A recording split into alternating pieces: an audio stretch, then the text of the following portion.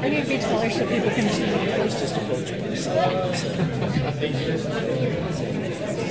Hey, Toby? She's somewhere, yeah.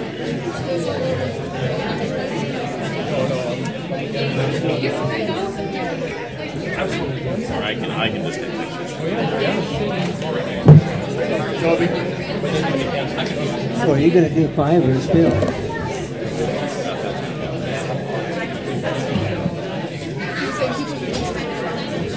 You got your prayer and pledge today. Huh? Did you see that? Yeah, I'm good. Thank you. We'd like to welcome everyone this evening to our North Ogden City Council. Meeting now is in order. To begin with, we'll have the invocation and Pledge of Allegiance by Council Member Severine.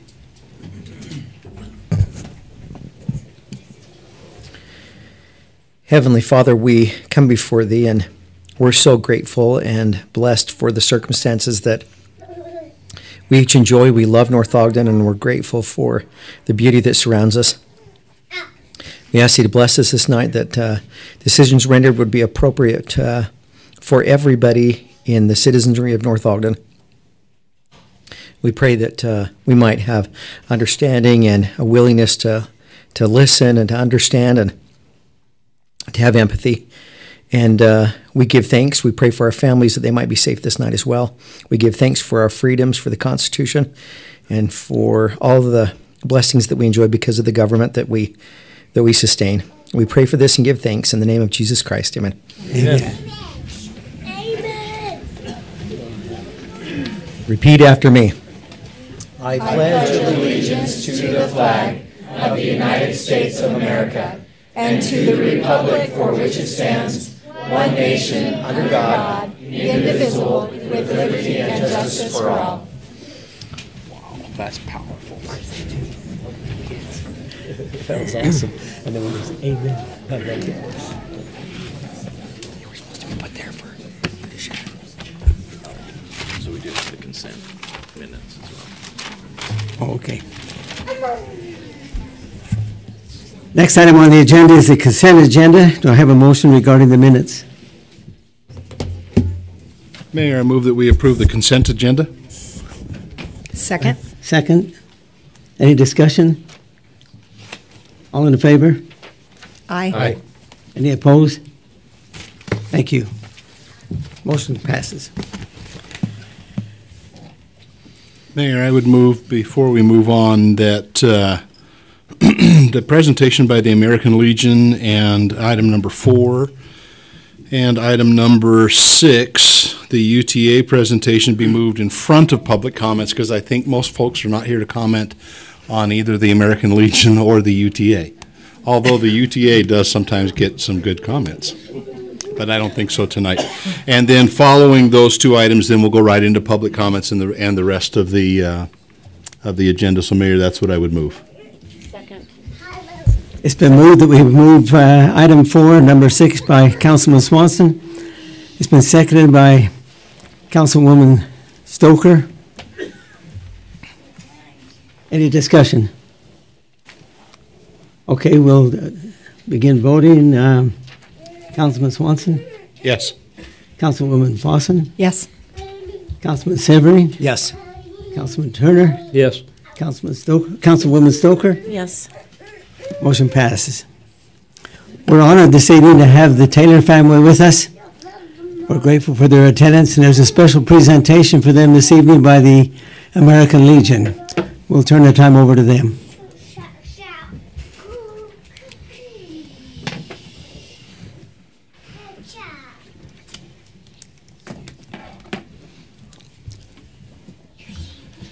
Thank you, sir.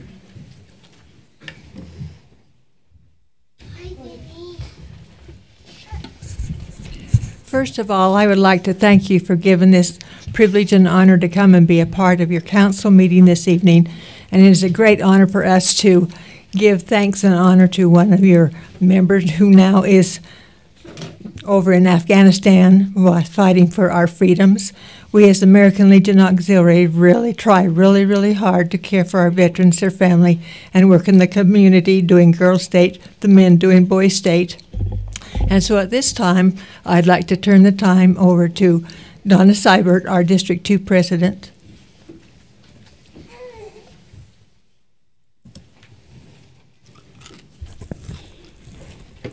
We represent District 2. The state is divided into districts.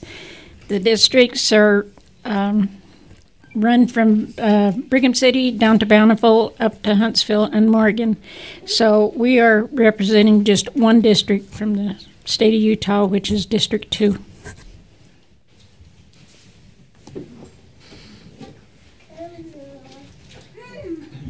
Now, Carrie Fisher, our department secretary, will come up and we will do the presentation, and we have something also for the family and for the Taylor children. Thank you for allowing us to come and do this tonight, and we've noticed you have lots of Blue Star banners around. So we have a Blue Star banner fax for the city. It is a tradition to do Blue Star banners in the windows of homes where loved ones are serving in the armed forces. And the Blue Star banner was actually designed and patented clear back in 1917. It kind of went away for a while, and the American Legion Auxiliary has tried to resurrect it and bring back Blue Star banners. So we have a copy of the story for you, because we didn't know if you knew the story of the Blue Star banner or not. And then we have a Blue Star banner for the Taylors to hang in their house. So, and you have your hands full. There's a copy of this story as well in here. And then we recognize that children are also important when a mother or father are deployed. And we have some stickers for the kids, and I know the older kids probably don't think stickers are okay, but oh well. These say, "I'm a hero too," because you serve with your dad as he serves. That's awesome.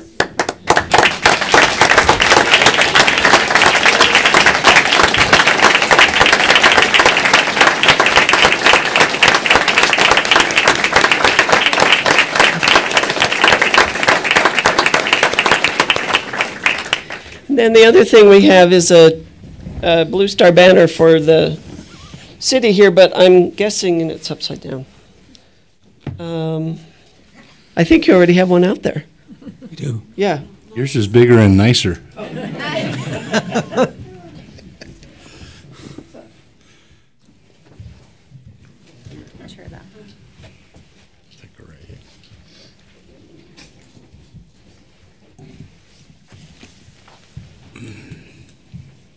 Here's the box.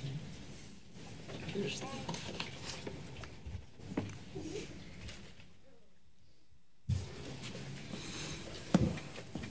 Thank you. I tried to iron it, but when it goes back in the box, it's just as wrinkled. So I would just like to introduce the other two people that are here, Legion members, Richard Fisher and Byron Lewis.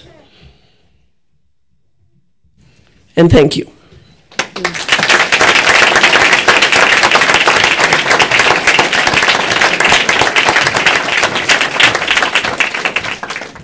Mayor, could we have all former military members stand so that we can recognize them? Anyone with us that has served in the military, please stand.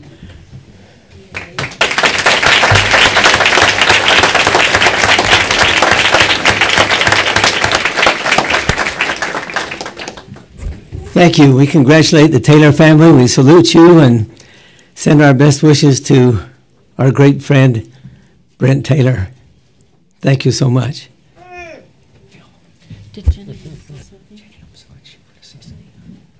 Yes. Would it be appropriate if I say something, and I'll Sure. keep my back to most of you so that I can keep my emotions together? This is a huge honor. So much for that. 21 years ago, my first experience with the American Legion was going to Girls State as a junior at Weber High School. And the next fall, I served as the youth city mayor for the city of North Ogden. Never in my wildest dreams did I think I would be married to the mayor or to a soldier. This is our 4th deployment together, and I can only say it is an honor to serve our country. When I see that Blue Star flag and all the attention that has surrounded Brent's deployment, I can only think of all the generations who've gone before us and paid such a high price, who have given everything so that we can enjoy the freedoms that we have, like Councilman Severing said in his invocation, that the price that has been paid by so many for so long, so many times over, it is extremely humbling to consider ourselves a small part of that. And I just want to publicly thank all of you on the council. Thank you, Mayor Chug. Thank you, American Legion, and express my thanks to the many people in this city that I've never even met that I know are praying for us and for the safety of my husband. And it is a truly awesome experience in the literal sense of the word. Thank you.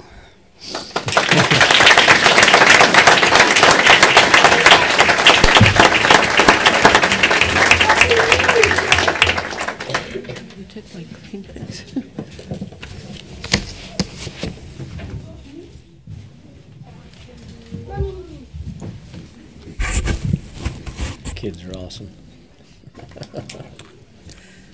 Next on our agenda will be a UTA presentation concerning the front runner in Pleasant View. Presenter is UTA.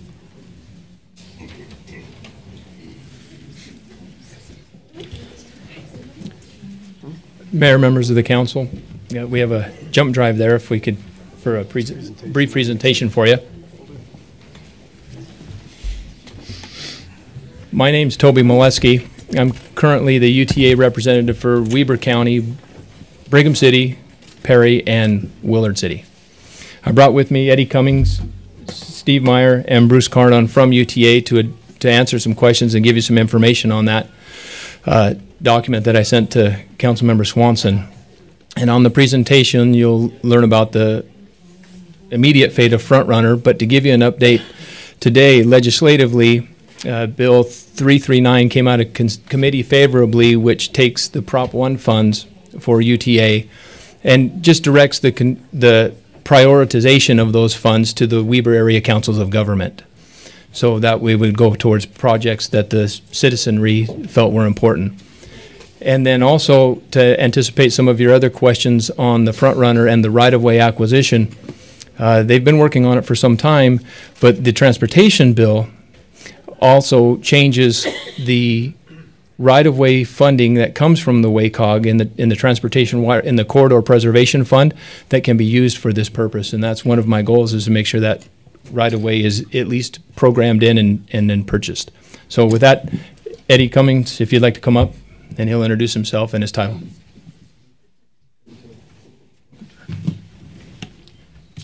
Hello, my name's Eddie Cummins. I'm the Regional General Manager of the Mount Ogden Business Unit. I appreciate the opportunity to come and speak with you tonight. Is that going to load up? My mouse stopped working when I plugged it in. So.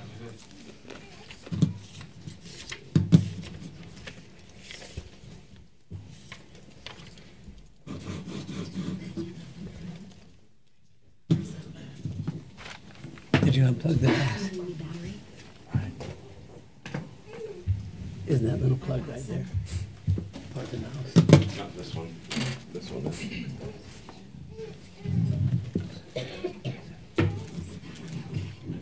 Green. Probably need a teenager up here to figure out how to make it work. No, where's the youth city council? They're right back there. You can fix it. It's because we use wireless technology instead of those good old wired mouses. Oh, there we go. Let's see if it, on my computer. It's going.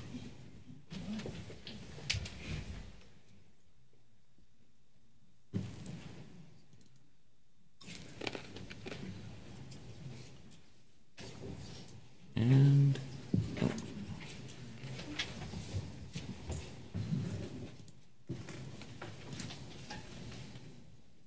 Go on to the next slide, please.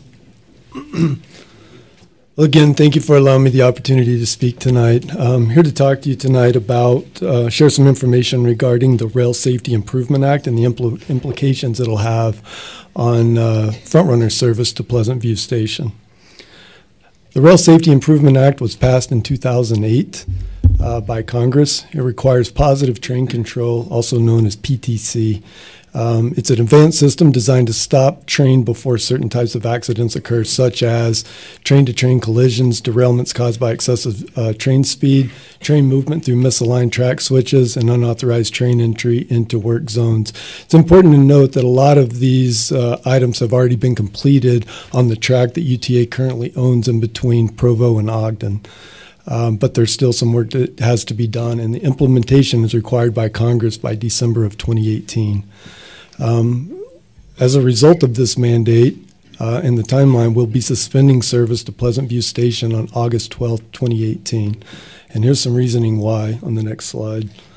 Union Pacific Railroad owns the track north of Ogden. As you can see in the map that's up there, everything that's in green above Ogden, we've currently been operating on an access agreement with Union Pacific. That's why there's a limited schedule on that particular station today. Unfortunately, UP also uses a different type of PTC technology. And if we were to continue service to Pleasant View Station and require implementation of Union Pacific's PTC system, the estimated cost is $150,000 per vehicle. So if we were to equip 2 UTA locomotives and 2 cab cars, it would cost us about $600,000 to do that.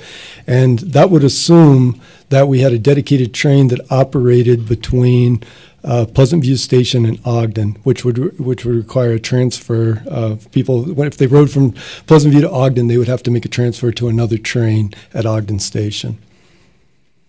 Estimated cost for UTA for Union Pacific to extend the installation of their equipment from Ogden to Pleasant View would be about $800,000. So total cost to UTA would be about $1.4 million. There's also an additional operating cost for the dedicated train to run between Pleasant View and Ogden would be about $200,000 a year. And then there's an annual maintenance fee of Union Pacific track that's $85,000 a year. So the total increased annual operating cost would be about $285,000. That's a significant amount of money, especially when you look at the ridership at the station. Next slide, please. This is historical ridership data from Pleasant View Station. Shows average ridership per trip. So as I said, 4 trips a day, 2 in the morning and 2 in the afternoon. And with the exception of that spike that you see in December of 2012, we average about 6 to 8 boardings per trip. With a ridership of about 35 passengers a day out of that station. Next slide, please. Immediate action steps are to communicate with government officials, which that'll be ongoing, communicate with the federal authorities, the Federal Transit Administration, survey area riders and residents, onboard frontrunner surveys, and we're going to do that on February 27th and 28th. We'll do open houses scheduled for March 12th and March 14th. We do onboard bus surveys, especially on the Route 616 that operates through kind of the North Ogden area here in Pleasant View. And we'll do 2 additional open houses that'll be scheduled to present our plans. And then, of course, outreaches to businesses that will be effective. Really what we want to do is we want to understand how people are using the system today, where they're going, and find out what's the right transportation solution to kind of mitigate some of these negative effects. It could be anything. It could be a couple of more trips on the bus in the morning to provide that connection to Ogden Station. It could be van pools. It could be something that's more innovative and something that UTA has really been looking at the past year or so is something that's more Uber-like, something that's on-demand type service that could serve that area and get people to where they're going. Obviously, we'll go through the public hearing process. There'll be a Title VI analysis. We'll develop a service plan with the information that we gather. And we'll do press and social media communications for riders and residents during the 3rd quarter. And the formal change day process would happen on August 12th, 2018. Next slide, please. So the long-range plan for implementation would be to continue to work with Weber and Box Elder counties to preserve right-of-way for future UTA track construction and operations north of Ogden. This is listed as a Phase 1 project on the Long-Range Transportation Plan and the Wasatch Front Regional Council. Box Elder County has committed local option sales tax for corridor preservation in Box Elder County, and as Toby alluded to, legislation proposed in the current session would allow state and local corridor preservation funds to be used for transit. So it's going to take some time. You know, I don't want to set unrealistic goals, but it's going to take some time to do this. But we are dedicated to purchase the right-of-way that's needed and build the track to Pleasant View, from Ogden to Pleasant View, and then continue that on north to Brigham City. And with that, next slide. I can answer any questions you may have. Any questions from the group? Mayor. Council. Yeah. So what you're telling us is that for a mere fraction of the money that's being spent in Salt Lake County and Utah counties that didn't pass Prop 1 fees, you're taking away service from the county that did pass Prop 1. You're spending tens of millions of dollars down there, but you can't afford 1.4 for us. That's what you're telling us. You set up a UTA schedule that was useless to anybody who might commute to work, and then you use that data to discontinue the service. So it's ludicrous. Yes, sir. Please let me explain. Oh, I've been well in tune, trust me, with what's going on at UTA. To quote one of my favorite representatives, it's a dumpster fire. And this is ridiculous. This is absolutely ridiculous. This is mismanagement and just malarkey. Did you happen to take all the people that are from this area that travel to Ogden and jump on the train there because there isn't train service here to get on and count that ridership? No, you didn't. No. All you did was count bodies that are getting on here. You didn't count the probably hundreds of people that are piling on down at Union Station that are from up here. You didn't do that. So your statistics mean nothing. You're spending hundreds of millions of dollars in Salt Lake and Utah counties. Many millions of that coming from this county. And you can't afford $1.4 million to keep the service coming here and even provide us with decent facts. It's beyond, it is typical UTA. It is absolutely typical UTA garbage. Absolute garbage. There's not a person out here that trusts the UTA. The only person in the UTA that I trust, Toby Molesky. Brent Taylor when he gets back. This is just, I don't have a question. This is just beyond ridiculous, beyond ridiculous. And frankly, there isn't anything you could possibly say that changes. I'm stunned, absolutely stunned. Sorry, council, but I'm passionate about this. This has been, it's all about the kids. So. I agree, Councilman Swanson, in that I spent 3 years commuting every day to Salt Lake with, I can't go at 3 a.m. and I can't, even if one of the stops is a time that's convenient for me here, if I have to park my car at the train station and my car's in Ogden or my car's in Pleasant View, I can't get home. So it is silly that we're paying a lot of tax money for service that we're not receiving. So the real challenge is that we don't own the track. And so, as I said, we operate on an access agreement. So there's freight that runs on that track in between Ogden and Pleasant View. And so we can only run on that when UP allows us to, which are those 2 trips in the morning and those 2 trips in the afternoon. So I understand the frustration, but it's the issue that we don't own the track. But you knew that before you built the station. You knew that going into it. Knew it was before never going to be a running. Right. You knew that before we had more times, and then you took those times away and cut it down to the 2 in the morning and the 2 in the afternoon. You knew all that.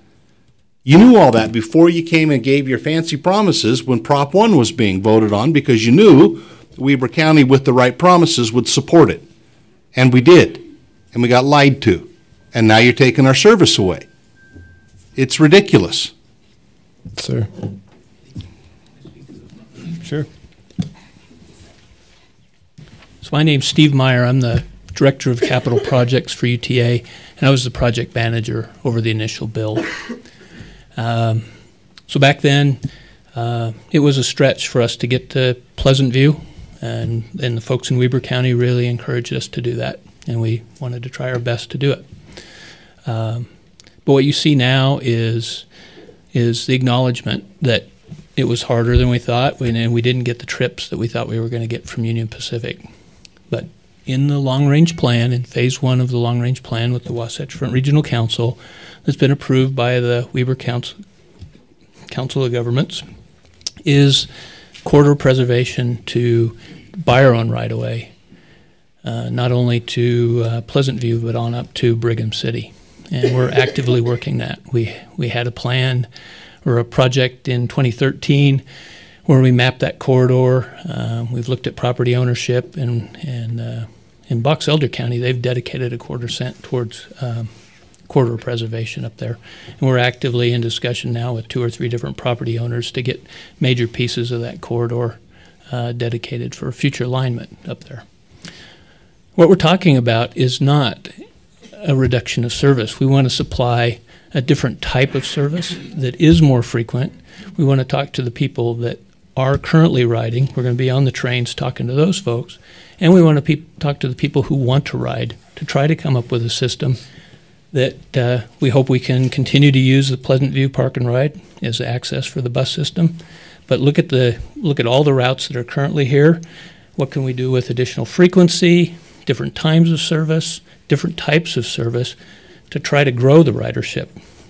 There's nothing we're doing today, we're talking about doing in August, that we think will reduce the service. If we were making the changes, if we spent that $1.4 million, we'd still be running the same number of trips that we're running now, but we'd force a transfer for people, everybody who rides. Instead of running a through train from Ogden to Pleasant View, they would be forced to transfer. So there's that transfer penalty that you feel when you have to do that. But if we can get to people to Ogden on a timely basis more frequently, there's the line that runs from Brigham City past Pleasant View to Ogden that runs every hour. So there's 17 hours worth of service. Maybe we could increase some frequency in the morning and afternoon peaks to accommodate people.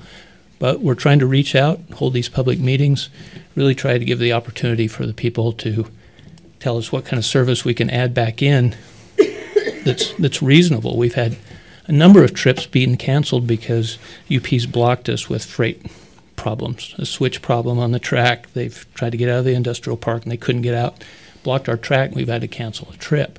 It doesn't do anybody any good. Well, what do we do in those occasions? We get a van there or a bus and we pick up those people and take them, but it does delay their trip. So our intent is to improve things, but in the long run, look at building our own track as soon as we can. I still find it hard to believe that you didn't know all this before the Prop 1. That you didn't have an idea that this was going to have to happen. And it just feels disingenuous that you wait till after we vote to give you the tax to start pulling these things. It's just it's the way I feel. It's the way I know a lot of residents feel. We've had a lot of UTA carrots dangled out in front of us to get our tax money, and we so far haven't gotten a whole lot out of it. Let me ask one question. Sure. So in the proposed future transition, if you were to purchase a right-of-way, would you be hoping to use the Pleasant View station, or are we going to have to? No, absolutely. We have a federal interest in that as well. We used federal funds to build the front runner from Pleasant View to Salt Lake. So we've met with them the last couple of weeks, and we've talked to them about this situation as well. They understand the federal mandate that we're under. You know, it's a different part of the federal transportation, USDOT, but they're part of that, so they understand that. And we're having to make those same guarantees that, we've shown them the long-range plan and show them that we're purchasing the right-of-way, that we are going to intend to use the Pleasant View station. We're going to protect the assets that are there. The station platform and that. We're going to reuse as many pieces of equipment as we can while they still have useful lives, maybe the ticket vending machines and the lights, but preserve all that infrastructure so that the time And we built the platform, we built the track in the right location for when we build our own track. So we hope to get to that point, or kept that option open when we designed the project originally. As far as distribution of the funds, we try to be equitable per county. Eddie can show you to the dollar what we've spent Prop 1 funds on. We've spent it exactly as the mayors, the councils, the county commission has asked us to. Bus stop improvements, bike lane improvements, sidewalk improvements for first and last mile to improve access to our bus system. So every Prop 1 dollar from Weber County has been spent in Weber County? Yes, sir. Absolutely. No doubt about it. I'd love to see that. Happy to show that to you. My email's on. I'd love to have you send it to me. I'd love to see it. So, and we have to do that with every county, Prop 1 or not. The dollars that we generate in the county, we try within a 5% range, and we do an annual or a biannual equity study that shows where the dollars came from and where they're going to. The fact is, Salt Lake County is a huge economic engine. There's a lot of people, and there's a lot of sales tax generated. For every dollar that UTA generates, 65 cents approximately comes from Salt Lake County. So that's why you see a huge system. Next largest is Utah County at 18 cents. And on down the line, you're at about 10 or 11 cents on the dollar. So proportionally, yeah, there is more service there, but those taxpayers are putting more into it. We all benefit from the front runner line. People in Salt Lake County can go to Weber State. People in Weber County can work in Salt Lake. But Salt Lake and Utah counties didn't pass Prop 1. So No, there is that's no talking- Prop 1 money coming from But that's them. talking total revenue from the local Well, yeah, option total sales revenue, tax. but we're talking Prop 1. No.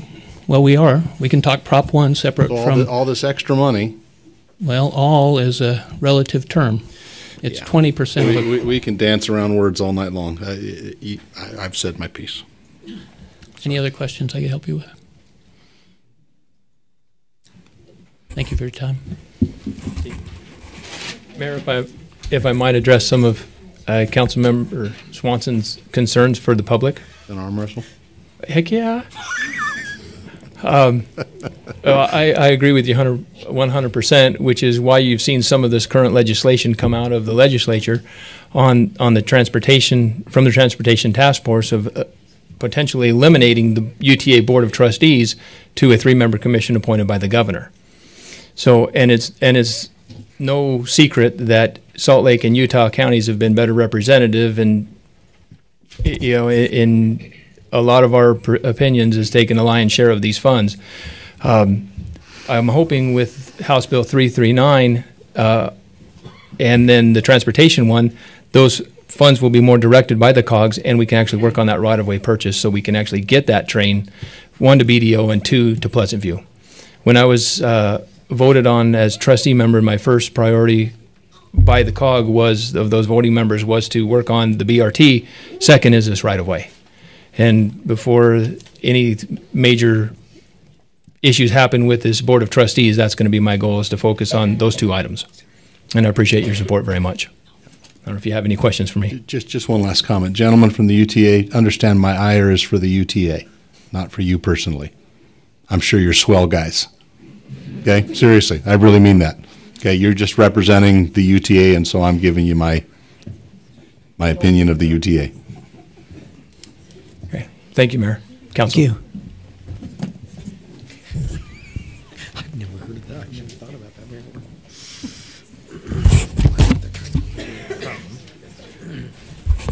Okay, we'll move to item 3 on the agenda, public comments. That was fun, Phil. I'll just remind you that items number 7 and number 13 will be public hearing items. If you want to reserve your comments regarding those particular agenda items till later, feel free to do so. We're now open for public comments. Please state your name and your address as you approach the podium. Susanna Burt, 1722 North, 150 East, North Ogden, Utah. I just wanted to let you know, so in the past I've come up and spoken against some multi-family housing units that are in my backyard. And through council and through a lot of discussion and understanding, I see the purpose of why we have it. And it wasn't my favorite thing at the beginning, never will be. But I did come and stand before you using prevention science, which is what my background's in, of why I wanted it or didn't want it. So things like the amphitheater that's been proposed and North Shore, while they may not be money-making establishments or things in our community, when you have an increase in population and an increase in transition mobility places, such as multifamily housing, you need to have items that will help those members or those citizens bond to the community. And events such as our Cherry Days, that's one of the things that communities, I don't know if you've noticed, you probably have, how much bigger it's gotten in the past few years because our population has increased. But having those opportunities for people to participate, have pro-social involvement, have the rewards. In my science and what I do, it's the social development strategy. And it's bonding to the youth or the adults, bonding to the community through skills, opportunities, and recognition, which is what you do with your youth city council. They get given skills, they give the opportunities to use those skills, and then they're recognized. Things at the amphitheater or at the North Shore, they have that opportunity to use skills, opportunity to share them, and then be recognized. And that's why I really am in support of the amphitheater. Thank you. Thank you for your comment.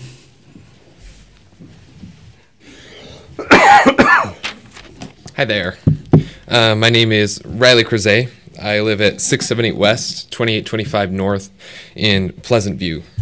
While I do live in Pleasant View, I think of the three cities here as a community, and I just wanted to talk to you today about the North Ogden Amphitheater.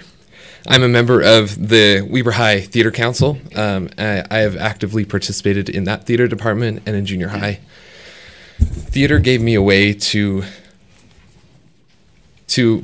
make many friends. In 7th grade, I was this little kid. I wore the same hoodie every day, and I didn't have any friends. And that was hard. And then I joined my school musical, and I made all these friends, and I made all these connections, and I found a passion for theater. The National Endowment for the Arts says that adolescents who are exposed to theater have better academic outcomes, higher career goals, and are more civically engaged, which is what I'm doing right now. I think that this amphitheater would be a great thing for our community, for our kids. I guess I am still a kid, but that's besides the point. And for the adults as well. I think that's a really inspirational thing that everyone should be able to take part of. There are theaters like the Kenley Amphitheater in Layton, the Ogden Municipal Gardens, the Ziegfeld Theater in Ogden, the Terrace Plaza Playhouse in Washington Terrace, and Peary's Egyptian in Ogden. No, all of those were not in northern Weber County. Those are a long ways. Those are community theater programs, but they're not our community. And so if we have this amphitheater, we can have our own community theater program and grow our community and grow our strength as a community. In conclusion, I just want to say this upgraded amphitheater will have a positive impact on our community, socially, educationally, and economically. I love theater, the arts, and the community, as do my friends here today that are also a part of the arts programs at Weber High and in the community. We would love to talk to anybody about our positive experiences that we have from the arts. Feel free to talk to us about how they've helped us grow as young people and made us responsible members of society. I also have transcripts of committee meetings from the amphitheater meetings and the study from Princeton if you're interested. Anyways, thank you for your time, and I hope that you, as well as you, will support the arts. Thanks. Thank you for your comment. Hi, my name is Emma Burt, and I live at 1722 North, 150 East, North Ogden, Utah. I just want to preface this by saying I'm here for the amphitheater as well. I support it fully because theater is also extremely important in my life. It gave me an outlet to, put my energy into, helped me overcome a lot of challenges that I've had in my life, and it gave me a second family. And I want us as a community to have the opportunity to offer that to more people, because there aren't a lot of theaters community-wise close to home for me and my family, and it just would be so wonderful to offer those opportunities to many of the people who are still trying to get into theater and don't have all the opportunities in their school programs. And I just really want this to go through, because it's something that we all need to experience, even if we're not a part of it. As far as acting in it goes, it offers so many learning opportunities as far as, being part of tech, working together as a team, finding a way to plan and organize these sorts of, performances. And the very basis of this, of these concerns and the arguments, is honestly the time for people to bring up these concerns and these problems has passed. The information was available, it was out there, it's been proposed, people are aware of it, and now that we've broken ground, it's not really something that they should be upset about now. It's something they should have brought up when we were able to easily and reasonably stop it and change things and rework things. So thank you. Thank you for your comment. My name is Olivia Burt, and I live at 1722 North 150 East, North Ogden, Utah. I would just like to say that during the winter, I participated in a musical down in South Ogden, and it was very far away, and it took a long time to convince my parents to take me down there every day for rehearsals and for performances, and then to come back and pick me up at 10 p.m. at night after performances were done, so that they could come and let me participate in this theater, so that I could have, like my sister said, all these different families and wonderful opportunities in life. And I would like to say that it's a great opportunity for younger kids like me, like in junior high, to have community theater outside of just school, and it really helps you make a lot more friends. And it was just a great experience for me in my school musicals, and outside of school it's a lot easier to I don't know how to say this very easily, but it gives me something to do with my time and to show what I love to do, and having it closer to my house would make it a lot easier, and I could easily convince my parents to let me do it. And yeah, that's all I'd like to say. Thank you for your time. Thank you for your comment. Hi, I'm Cameron Gross. I live at 2502 North, 750 East, North Ogden, Utah. And it's cool to see people here that I recognize supporting their community and letting their opinions be heard. But I am a part of the technical theater program at Weber High, and I am also an actor in these shows. And theater has become a home for me. It's become a place where I can let out my frustrations and basically leave the drama on the stage. I can let go of all the problems that go on at home, school, and just be a new person. With this theater, it creates more educational opportunities for these kids. They learn how to act and social skills in front of people, and how to stand up in front of a crowd and be proudly themselves. For aspiring technicians, they get to design light shows, sound design. I was fortunate enough to be able to help design our current production at Weber High, Little Shop of Horrors. And that was an amazing experience for me, because I learned how to design a set for a stage, not how to build a house. Just being a ninth grader, not having any friends, being a closeted LGBT community member, to going to high school, being proudly who I am, and finding theater as my home, and finding these people who support me, who want me to be successful. And I feel like if we don't go through this amphitheater, that is something that North Ogden might lack. This support for the arts, this support for these kids that are aspiring to be on Broadway. Theater is a tough business to get into, but getting these shows under your belt with community theater puts you that much farther ahead on Broadway, or to get into higher production shows. So, thank you.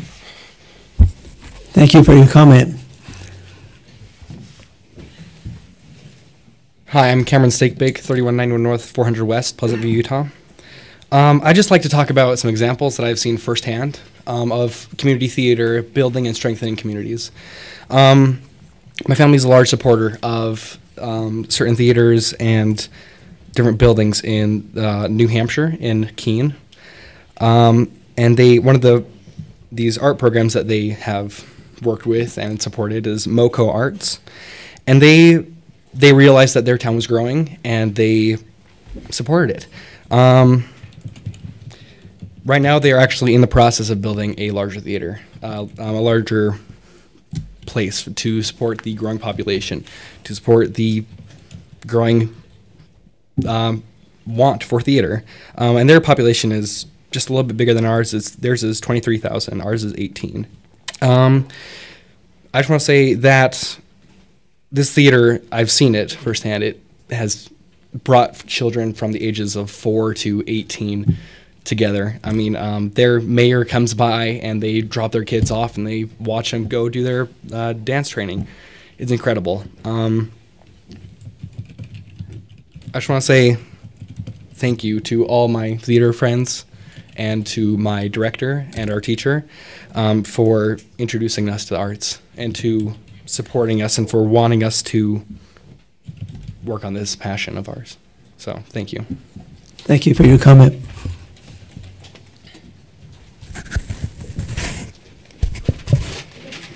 My name is Jake Bullock, and I am 7, and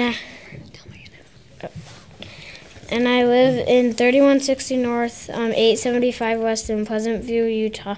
I think it is a great idea to have a theater at Barker Park. I have the chance to be in the Joseph play 2.5 years ago. I loved it. I learned new skills. I met a lot of people and made so many good friends. It was so sad when it ended. However, I'm so happy that I can have more opportunities in the future to be in more plays at Barker Park.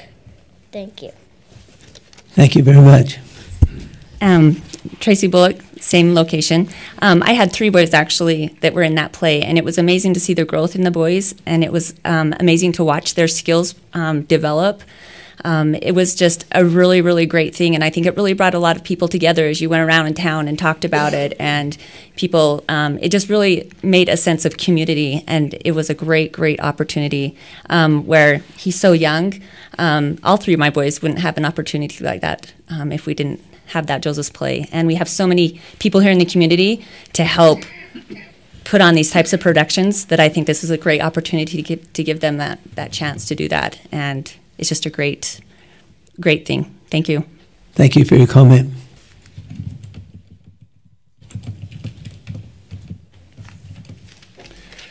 Cody Murray, 2071 North, 850 East in North Ogden.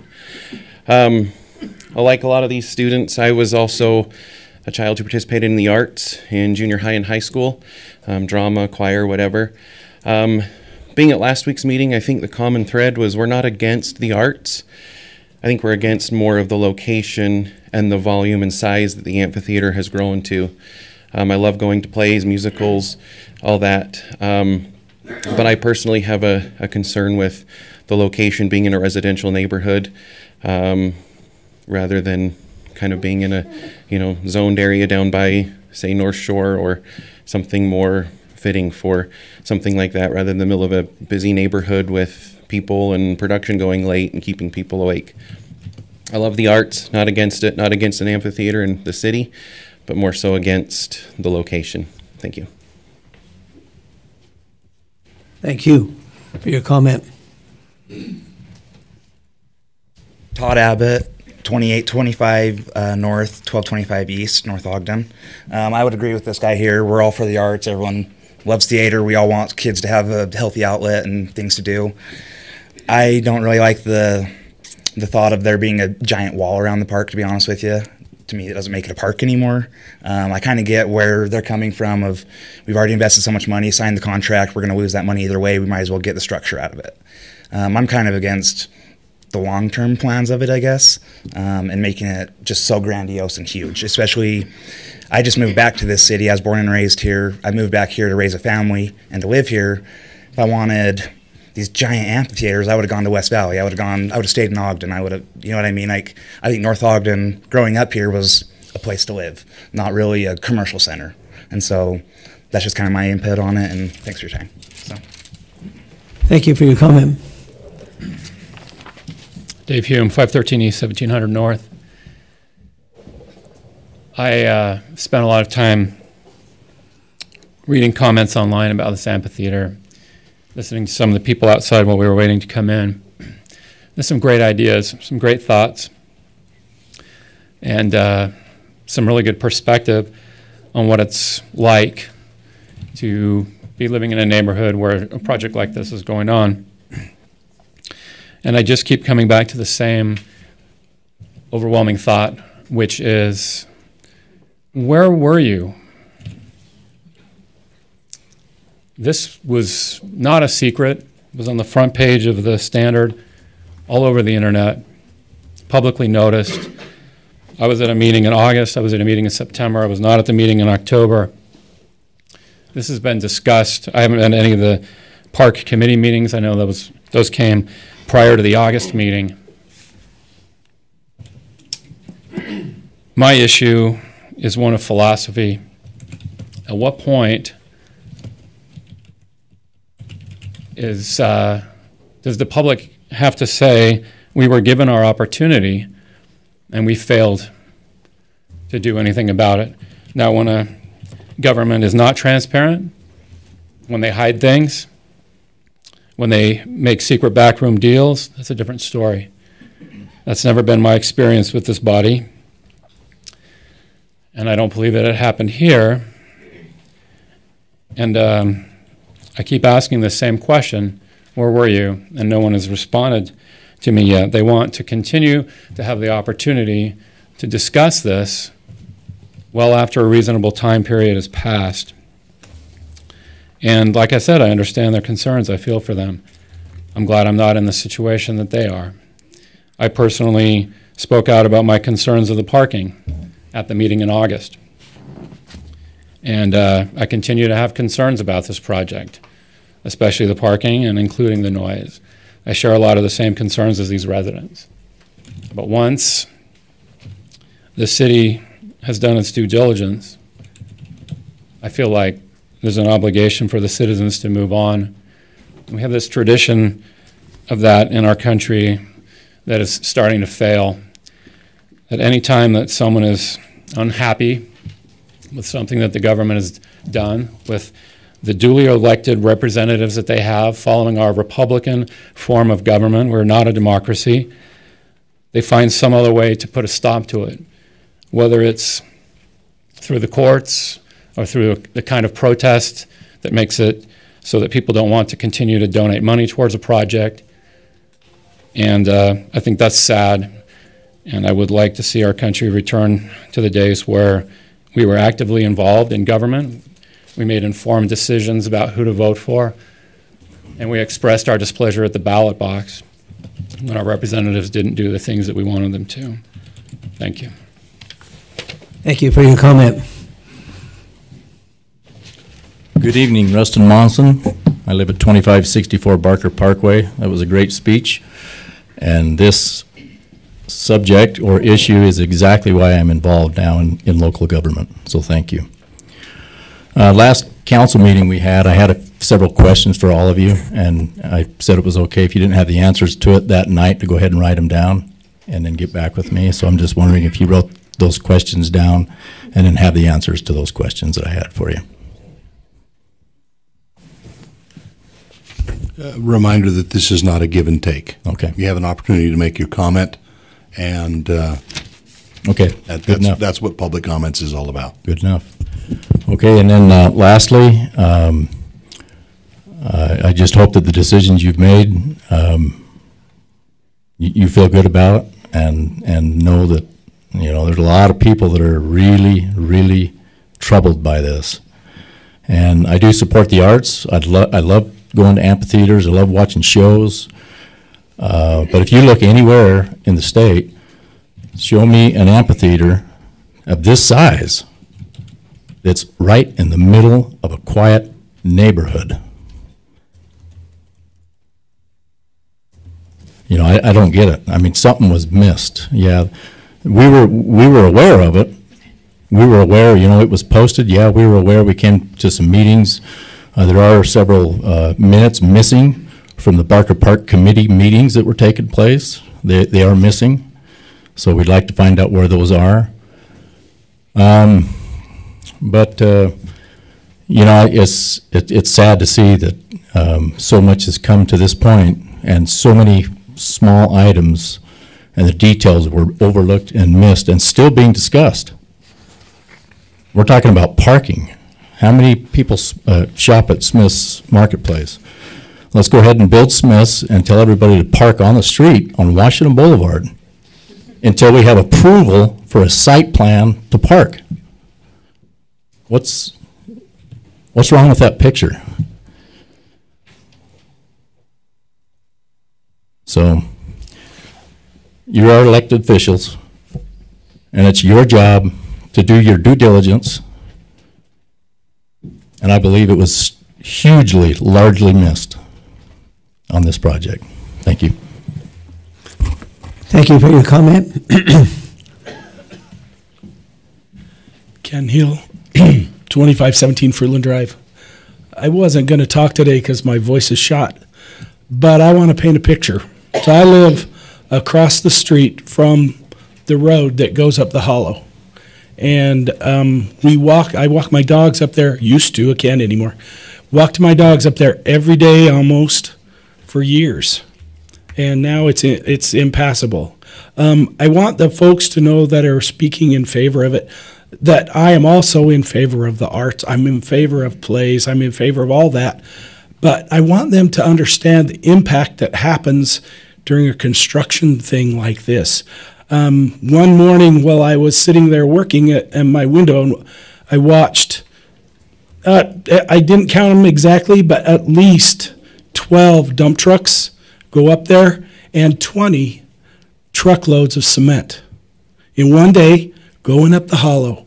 And that means they have to come down my street, stop the traffic, and then make the turn up the hollow. And I think you've heard me talk about how the hollow is getting destroyed by the excessive, huge number of trucks that are going up there. So lately what's been happening is there was a whole bunch of dirt that was stacked on the side, and it's now some of that dirt has been moved onto the road. And so the road, instead of being a nice, solid road, is now increasing in height because of this dirt that's being stacked on the road and the rocks that are being placed in there. I think we need to be responsible for an environment that is unique. There's not very many places where you can go that you can see deer walking around, and not very many places you can go that have a stream running down the middle and have a gorgeous walkway. If you haven't done it lately, you should, because you can walk right under the bridge on the north side of the hollow. It's not really a bridge. It's used to be an irrigation canal that went across the hollow, and you can walk under a piece of that, and you can walk down there, and you can look down in the gully, and you can see the wagon that has been there for years, I don't know, decades, but it's unique. We need to make sure that we preserve some of that uniqueness. We can't just destroy it, because right now that road that goes up to the amphitheater is destroyed. The traffic that goes down Fruitland Drive on a daily basis in form of those trucks, and they frankly sometimes back traffic up for 10, 15 minutes while they're either unloading the big front loaders or whatever they're doing. There is an impact to the people who live there. And I would love to have it all finished and lots and lots of parking, so I don't have to deal with the impact anymore. But the impact is real. And so we need to do something about what's impacting us right today with that particular construction project. And sorry about my voice, but thank you for your time. Thank you for your comment.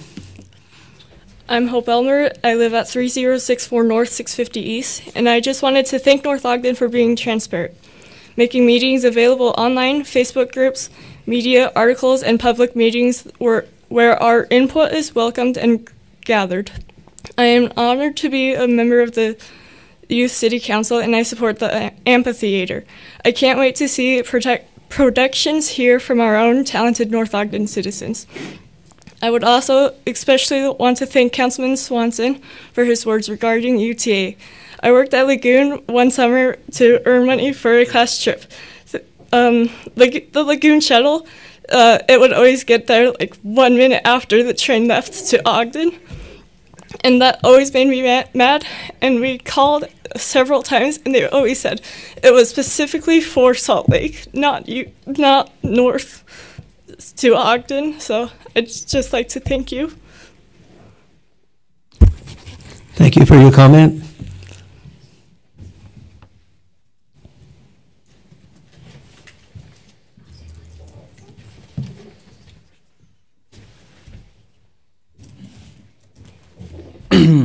Hello, my name is Drew Johnson. I live at 3605 North, 475 East.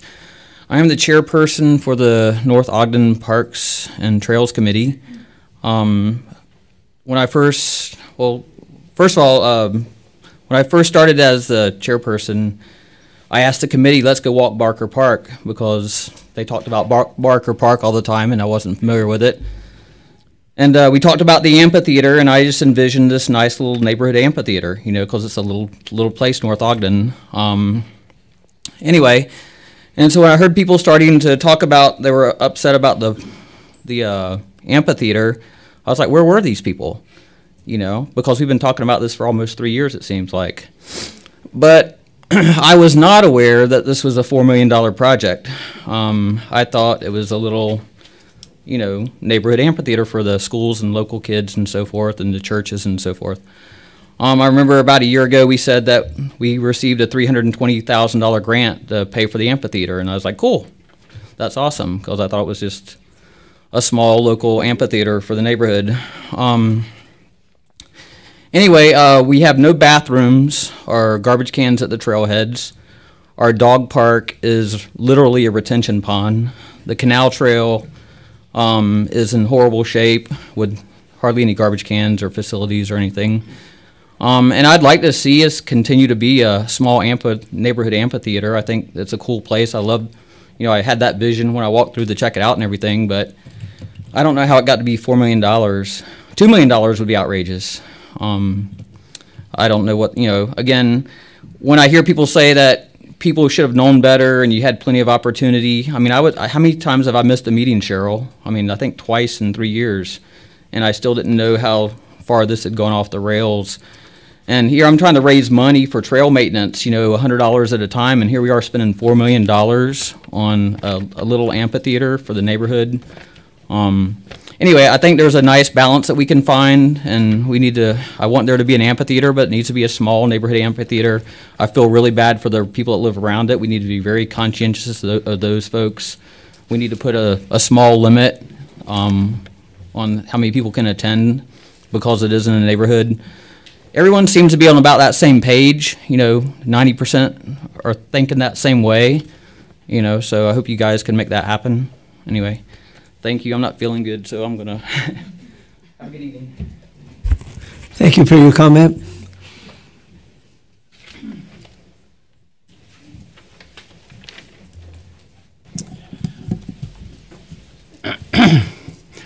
Randall Wynn, W-I-N-N, 2412 Barker Parkway.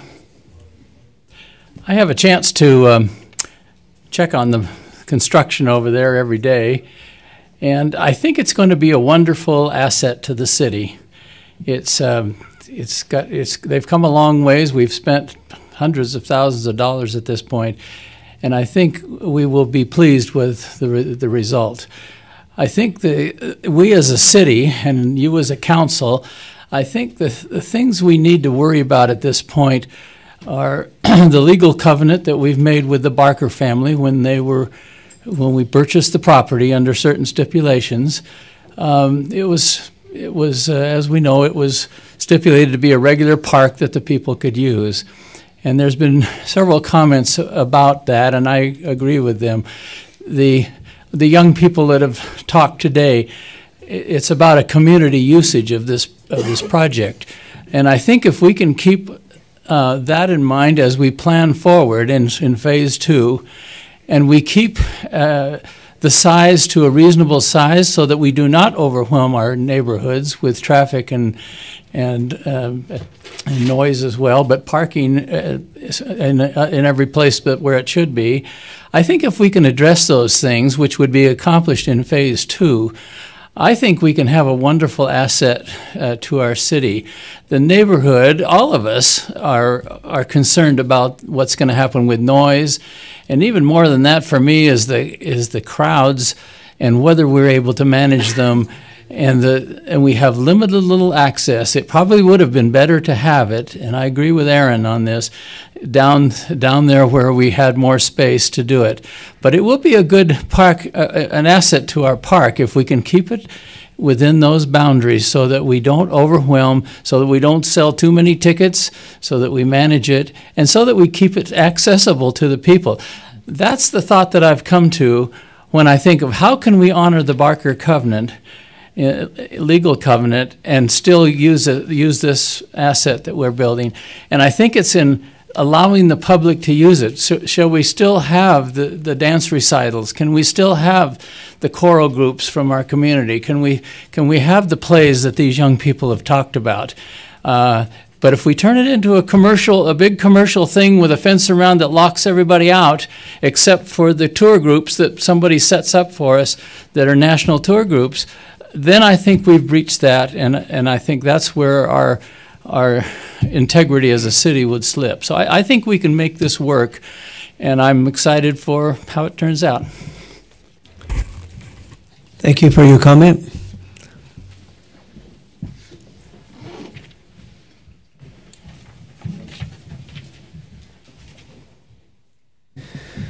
I didn't think in a million years I'd stand up. But I listened to the pros and cons to both sides of this issue, and there certainly is plenty. By the way, my name is Todd Whiteley. I live at 2380 Barker Parkway.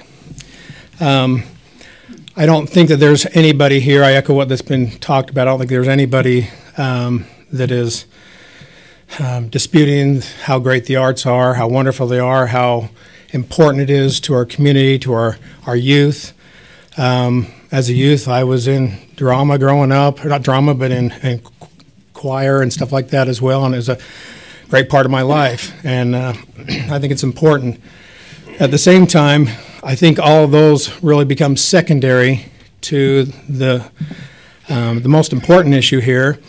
So I'm not even going to address all the pros and cons that way, but the most important issue in my mind is the contract that was made between the city and the Barker family. I don't know if there's anybody in this room that would think it was okay to make a contract with somebody, regardless of what it was, whether it's over land or anything else, and to think that it's okay to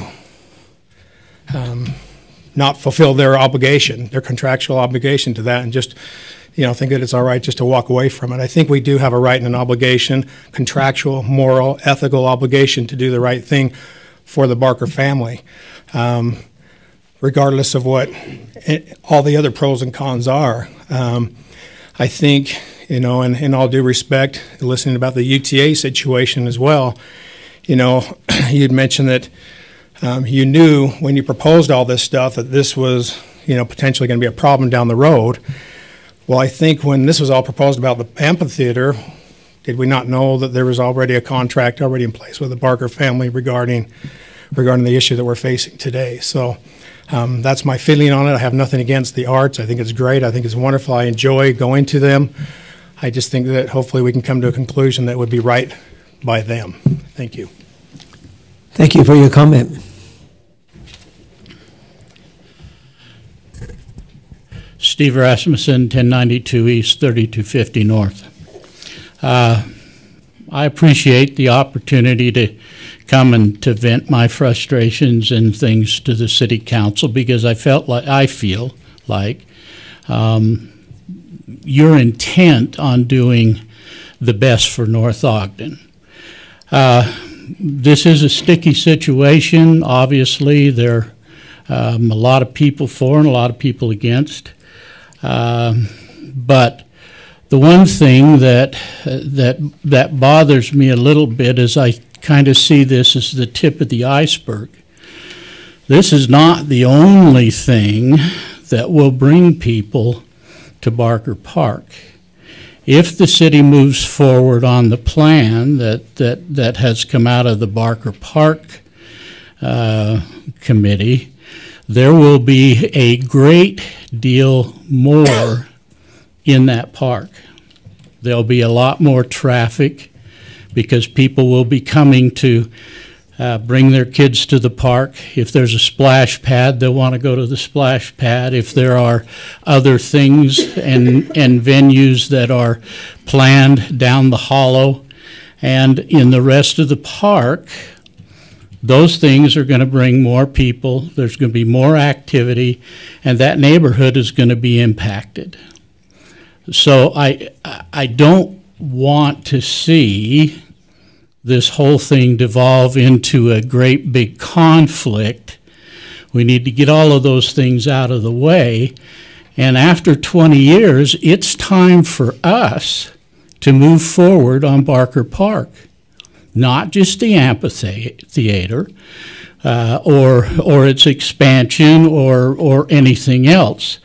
To me, the rest of that park is way more important than the amphitheater. If the amphitheater causes trouble, wait till things start going and we start really honestly saying we're going to develop the rest of that park, because that's going to bring more people. It's going to bring more trouble, and it's going to bring more problems.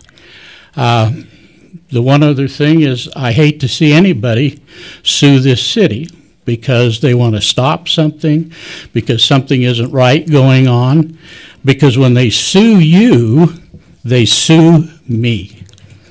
This city is run by elected officials, which we vote on. We put our trust in them. They make decisions for us. But anytime anybody sues the city, they sue the citizenry as well, because we elected you to represent us. So I would really hope that no one decides they want to sue the city of North Ogden over this or anything else that happens in Barker Park. But however that goes, please don't let the rest of the park suffer for this amphitheater. Thanks. Thank you for your comment. Rod Barker, 2524 Barker Parkway. I spoke last week, and I was quoted in the newspaper, so I thought I'd make a try for two. Like, you're the reporter. You don't need to put me in there again. Do it. I thought for a moment I'd just introduce you a little bit more to my parents. So I brought a picture. Some of you know my parents, Ray and Fern Barker. I thought I'd just say a little bit about them. Barkers moved to North Ogden in about 1860. My parents were the fourth generation that lived on that land. My father was born and died in the same bedroom there on Fruitland Drive. As those who have lived in North Ogden know, my dad milked about 40 cows, and at one time there were about 10,000 chickens on that farm. And my dad delivered eggs to the grocery stores throughout Ogden and North Ogden. My dad was a graduate of Weber State Academy. He wasn't what some might say a dumb farmer. He was an educated farmer. And when new planting and agricultural things came along, he adopted the new things so that the farm would produce more. And he actually won awards for being a productive farmer. 9 kids. My dad believed in education. All 9 children are college graduates. 4 of them have master's degrees. 1 has a doctorate. Please don't refer to me as Dr. Barker. Okay? Rod is just fine. My father never met a stranger in his whole life because he could talk to anybody. He had the gift of gab. And my dad had a kind of a saying that he lived by. It went something like this: if you can't say something nice about somebody, don't say nothing at all. My dad lived by it. I never in my entire life heard my dad say an ill thing about a single person. He was extremely loyal, honest to the core. Mom was very similar. Why does any of this matter? Why do I say this about my parents? Because 20 years ago, 18 years ago, really, they made that contract with the city. And I believe that the language said it is to be a traditional type city park open to the public. And as you consider how you might settle this difference, and I'm glad it's you that gets to settle it and not me. You hired onto this job to do these tough things, didn't you? And that's really fun. I'll bet you've enjoyed your time the last few weeks. You know, what would a traditional type family park mean to my parents? The only parks my dad really knew about was North Ogden Park, where he played baseball as a boy. Councilwoman Stoker, he knew Oakland Park very well because he'd been there. He knew all about Pleasant View Park because Pleasant View and North Ogden are kind of like sister cities. And so again, as you consider what would a traditional style park be, and as you consider compromises on some plans and what's being proposed, I just have you consider what would traditional style mean to my parents who sold that land, the property. Last thing, I thought I'd just be a little bit more personal. My parents had some other beliefs, some beliefs that said something like this: blessed are the meek, blessed are the merciful, blessed are the peacemakers. My father was a peacemaker. I never saw him argue with a single soul, ever. I don't know if he did, because that was just his nature and his personality. They also believed in doing unto others as you would have others do unto them, and to judge not that you be not judged. My parents believed in these teachings, so do their children. And so as you consider these things, I would just say to you, Councilman Turner, you're married to my cousin, right? No. My sister's married to your cousin. That's right. That's right. Councilman Severing, we have the same occupation, right? Councilwoman Fossen, my son McKay's played in your home and is good friends with your son. Councilman Swanson, we have no history. But if it matters to you, I voted for you. Councilwoman Soker, you knew my parents very well. And I would just say, whatever decision you make, I respect you. You're going to continue to be my friend. Whatever way you decide on this, it will not change my feelings towards you. You're good people. Thank you for letting me get up one more time. Thank you for your comment. Hello, I'm Melissa Chartuti. I live at 2826 North, 1385 East. And I love what he said about his dad wanting it to open the park to the public. And I totally agree with that. I've lived here for 25 years. I have 3 children, but we've been to Parker Park maybe twice. It really hasn't seemed like a venue that's open to the public because there really isn't anything there. There's great grass, there's great things to do, but a year and a half ago when I became involved with planning for this park and saw the master plan, I was so excited as a mother. I was so excited as a school teacher because I work with the youth and I'm here to be a voice for the youth. They are so excited about this amphitheater and the opportunities it's going to bring to our community. And we, as North Ogden, can make that what we want because hopefully we will always have control of what we bring into the amphitheater, what kind of entertainment we bring in. And I hope that's what's going to happen is we don't lose the control and we make sure that we approve what concerts and shows are happening and just create great entertainment so that park is open to the public and used. It's a beautiful master plan. I hope they don't take shortcuts. I know he said we had $300,000 grant, something to get phase one done. But if we take a lot of shortcuts and don't do it right, we're going to be investing money in the future, and it's not going to be secure. I don't want to put up lighting and sound system and equipment and not have it be secure. I think that would be a wasteful of city dollars, so I do hope that it's done well, and I trust that you guys will do that. When I think of this, I think of the word opportunity, and I know that the youth are for this, and they're the ones that are going to be living in North Ogden for the next 60 years. We are older. We'll be here for a little while, but I really think we should listen to them, and I'm excited about this, and I support it. Thank you for your comment.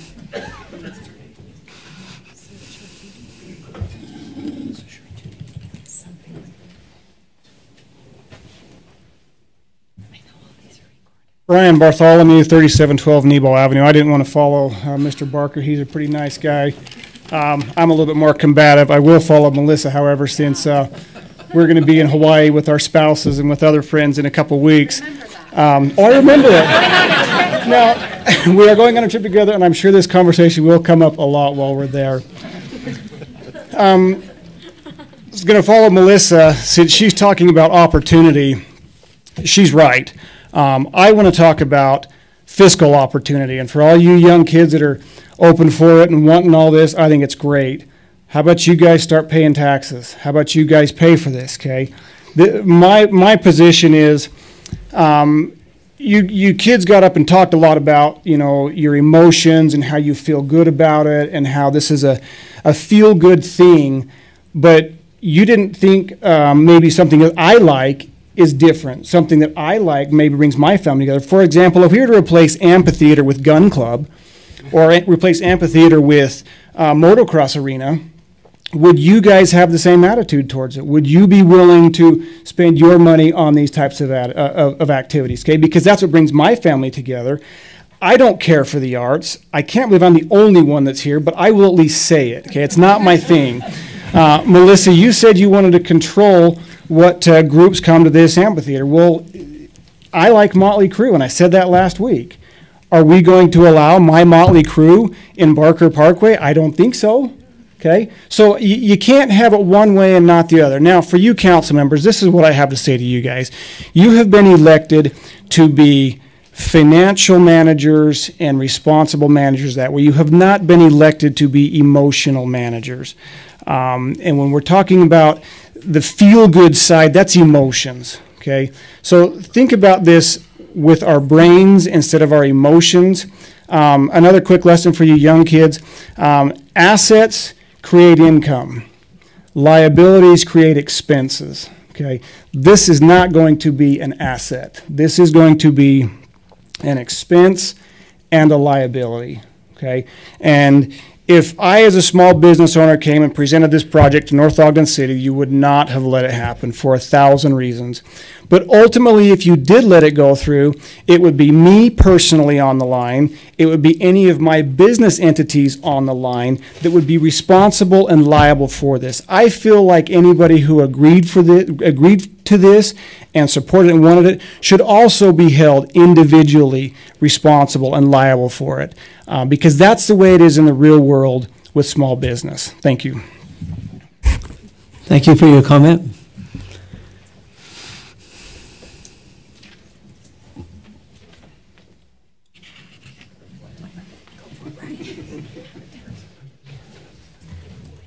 Ryan Barker, 2499 North, 725 East.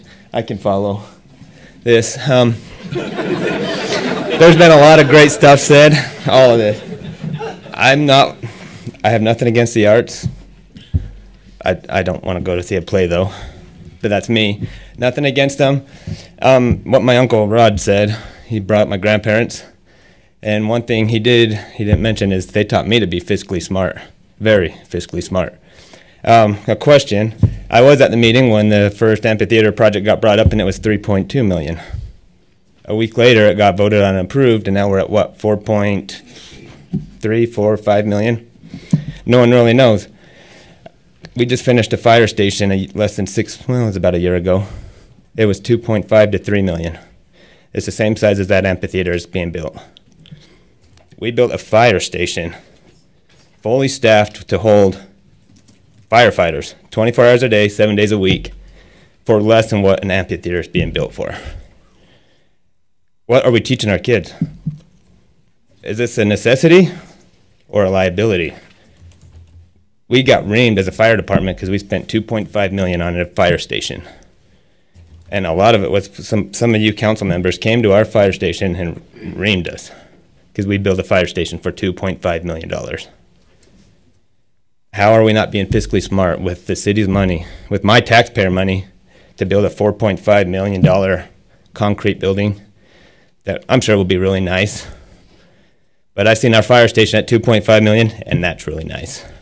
So I think we can be really nice and not spend that much money. That's all I have to say. Thank you for your comment.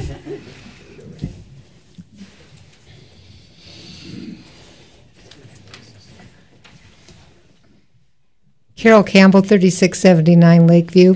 First of all, it's a shame we couldn't applaud the words that you said to UTA, because I think there's probably a lot of people that really were sitting on their hands because we all agree on the same thing. Whenever I go to a city that I haven't been to before, and we're just kind of looking around, checking it out, I see things like the way they do their downtown lighting and their parks and amphitheaters and river walks and their trails. And I often think, man, I wish we had something like that in North Ogden. One of the things that I used to think that about was the downtown lighting. And now we have our downtown lighting. We've got the banners, we've got the flowers. And I think that really looks nice and it really looks inviting. Another time that I've thought that is when looking at the amphitheaters at different cities and seeing how that provides the opportunity for people to come out, to get to know one another, to celebrate, to enjoy the arts. I'm not going to pick on the kids because I liked what you had to say, and I thought that was pretty doggone smart. Because guess what? You don't have too many more years and you will be taxpayers. That's exactly right. So I think if we invest in things that are going to bring us better citizens in the future, that's a pretty good idea. And I think that the arts do encourage the humanity in us. And in this day and age, if there's one thing we need more humanity, because there just isn't enough of it. And I think the setting at Barker Park is a beautiful setting. And I know the people that live around, because they've been running me up the flagpole for the last couple days on Facebook. So I know they're not happy. They do not want it there. And I know that people, like with the Public Works building, they didn't want it there. The people at the dog park, I really know that they didn't want that there.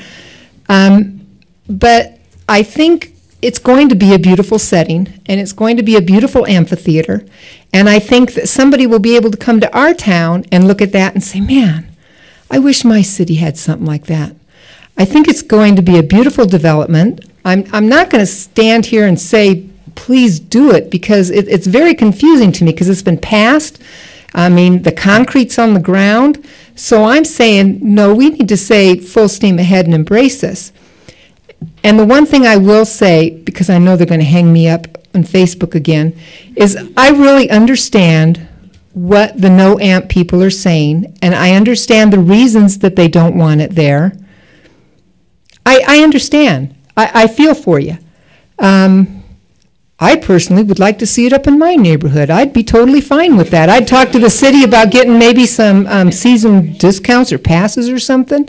Oh, one moment. Ladies and gentlemen, remind you that there's no response, okay? I know you like what she's saying, but if we allow response for the things we like, we have to also have to allow response for the things we don't like. So you guys are doing great. I'd love to see Randy Marriott sell some of those house spots up there and have something really cool like an amphitheater, because right now all we got's that little, it's just a little spot on a map where there's a bunch of weeds and somebody threw a little bit of bark around and they say it's a park, but not really. So anyway, I guess that's pretty much all I have to say. Oh, the one thing I really wanted to say, the thing that they've been hanging me up on the flagpole for. I support the work that Mayor Taylor has done, the transparency that has been involved, the work that the committee has done, the work that the council has done to bring this to fruition for North Ogden. I think it's going to be an asset. I think it's going to be a wonderful thing in our city, and I hope that everybody can ultimately come together on it. Thank you for your comment.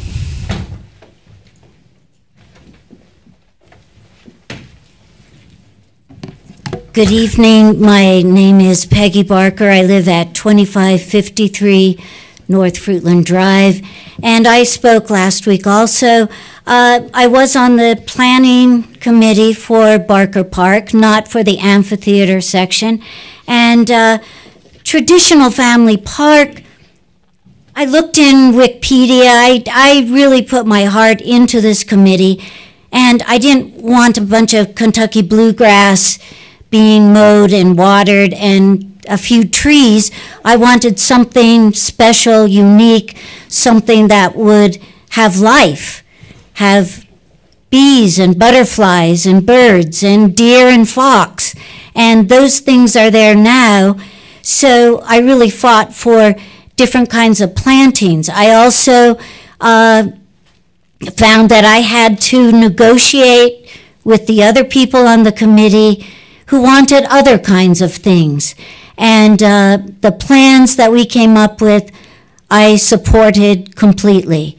I felt that we were offering everyone in North Ogden something of value, from the oldest people who might be in a wheelchair to the youngest children to the rest of life. The amphitheater, we all knew that it wasn't working well. It wasn't used well or very often. So it was always known that it had to be something, and I didn't know what. So a special committee was created to do that. People who had knowledge, Mark Daniels, other people. And I felt that they did well. I did visit their committee. And I can't talk about money. I am an art teacher. So money, I scrape by. I was raised to make do with very little and to love what we had, and to live within our means always. I have heard something said in the last few weeks that really troubled me. Words like massive, huge, enormous, thousands of people. Now, the mayor did say it would bring thousands. I don't think he meant in one night. I think he meant over a season. How big is massive? I've been asking, how many seats are there? How many tickets will be sold? I think those are things that are very important. That there are not thousands of hard seats. It is a huge space, but it's not that it's all going to be filled with people. I do love theater. I've never missed a school play at our school, and I'll probably keep going forever. I think it's a very powerful thing. I want to see music. I want to see dance. I want to see us connected with Weber State University. I already did talk with botany. They wanted their zoology, their arts department, their performing arts. They're all interested. They're just saying when and what can we do and how can we get our young people involved.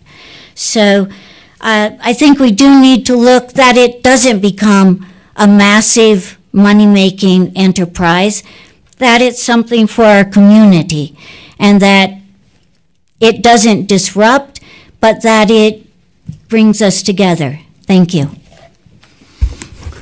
Thank you for your comment.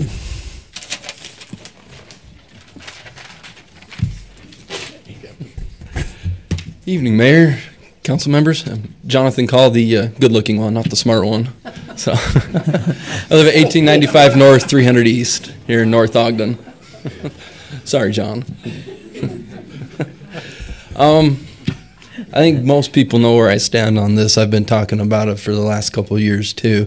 It's kind of ridden side by side with this whole development where Country Boy Dairy used to be, and I really don't feel sorry for the people that are opposing it at this point. I've got no sympathy for you. Put things into perspective. This amphitheater is not going to be a daily, a nightly thing. It might not even be a every weekend thing. So you're going to deal with traffic occasionally, not every day. So in my backyard, we're building a 600 unit apartment complex, that's something we're going to have to deal with every day. You know, and I know what that is. I don't like it, but I support it. I agree with it. You might not necessarily like this amphitheater thing, but we can understand what it is, where it came from, the due diligence that's been done over the last 2-3 years, and accept it for what it is. And as far as I can tell, it's pretty much a done deal. And I think that we need to move on as a community, support it, and fully back it. And together as a community, we can really turn this into a great opportunity and a good asset to our community. You know, these things aren't meant to make money. They're meant to contribute to the community. And our tax dollars go to fund this. This is where our tax dollars go. And I don't agree with taxation. I think taxation is theft. But if my money's going to get stolen, then it can go to something like this. I'm okay with this. So if you're going to steal my money, you can go ahead and spend it on this. Yeah, that's pretty much where I'm at. Thanks for your time. Thank you for your comment. Thank you for your service, Captain.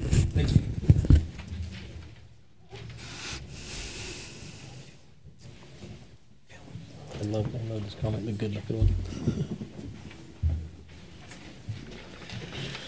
My name is Chris Heiner. I live at 972 East, 2650 North. A couple of things I want to touch on. Earlier, a question was asked to the council members, and it was said that this is a one-way discussion.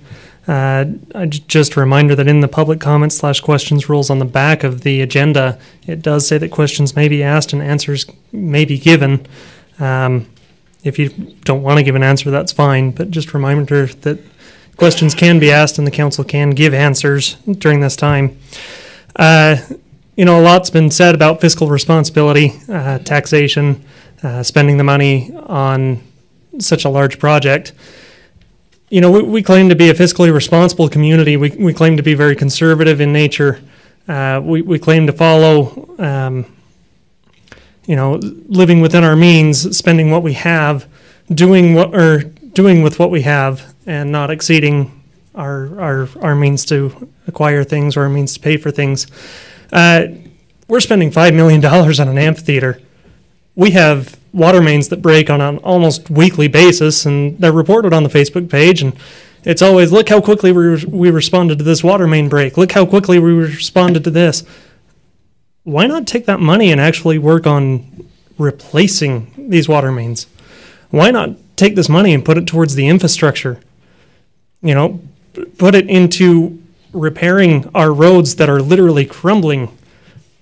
But instead, we'll spend $5 million on an amphitheater that might get used, a month out of the year? Maybe 2?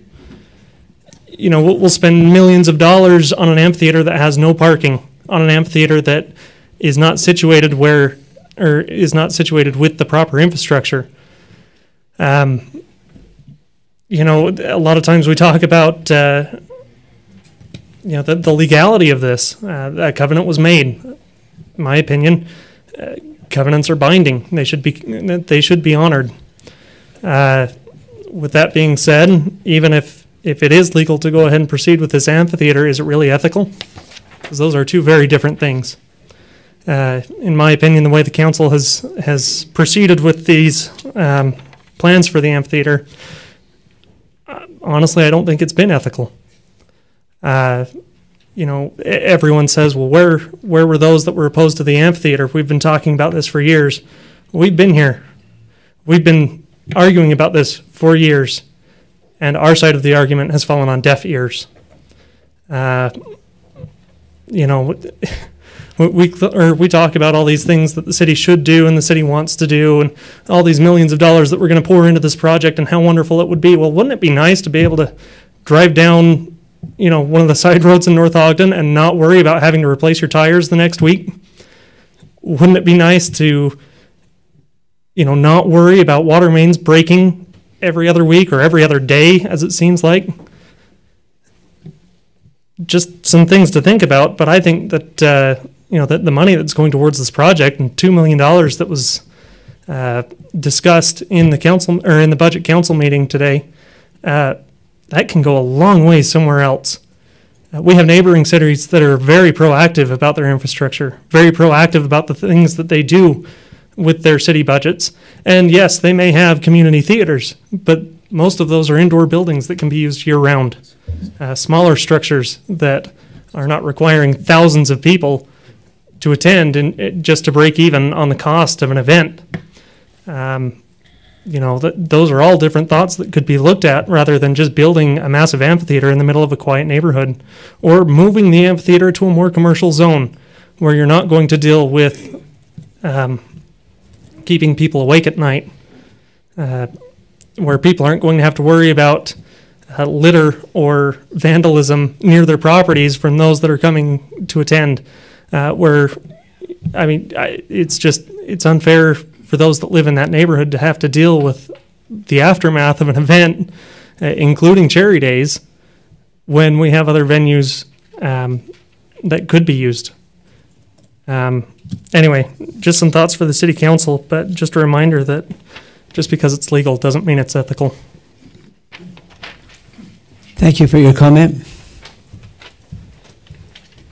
Hi, Tessa Shelton, 3859 North, 1000 West, Pleasant View. I'm another one of the youth and very involved in theater. I think that this is a very special opportunity for us, and I know I get all the bad comments about it, but I think that it is something that can bring us all together, and I think that we can really make it something special and have a lot of people come and see it and really enjoy it. Thank you. Thank you for your comment. Susan Clements, 668 East, 3125 North. I wasn't going to say anything tonight, but I kind of feel like I have to because of some of the comments that I've heard, especially when you're being told that you're unethical. And I don't attend all of your meetings, but I'm here pretty often. And I've never seen you be unethical. I've seen you be above board. I've seen you invite the community to talk about this several times. I was to the meeting, and I kind of thought, if this was in my neighborhood, I wouldn't particularly want it. It's going to be kind of noisy. Yeah, there's going to be a lot of traffic. Where are the people that live in the community? And I'm sure there were a few there. And yes, it appears, as Miss Barker said, massive. It's my understanding it isn't all figured out yet. And Peggy, my former Weber Warrior cohort, was very succinct in letting everybody know what has gone on. I don't see any unethical by the city council. I have great respect for you. One thing I would recommend, that the people that live in the neighborhood not do a lawsuit, but get involved with the Arts and Amphitheater Committee, with the Barker Park Committee, and they can make a difference from now on at the type of performances that go on at the park. They can make sure that they are smaller performances, that the number of tickets that are sold is smaller.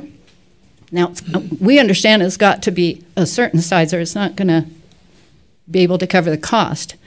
And also to work with the city as far as the parking and where people can park and where they cannot park. And perhaps increasing the amount of parking. And I think that's about all I have to say. Thank you. Thank you for your comment. Greg Smith, 1050 East, 2813th North. So the comments about not knowing about the amphitheater beforehand, I'm one of them because I just moved here in October.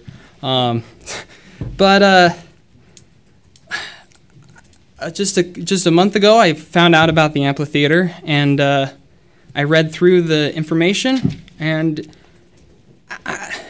it doesn't seem like coming into this town, looking at how this amphitheater got planned and the plans going forward, it doesn't seem like it was well planned out with parking and some legal issues of the covenants. And I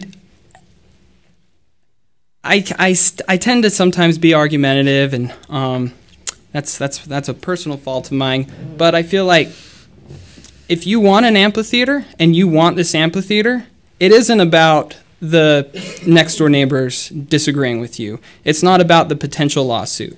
It's about, did the city leadership do their job in protecting your amphitheater from a lawsuit? If a private citizen and resident wants to sue the city, that's their right. And if the city did their job and everything, they did their due diligence, you should have confidence in the city leadership. I feel like this should be an argument or a debate about, did the city do their job? Not a debate between residents for and against. Because, you know, these kids seem pretty happy about the amphitheater, and I don't want to crush their enthusiasm.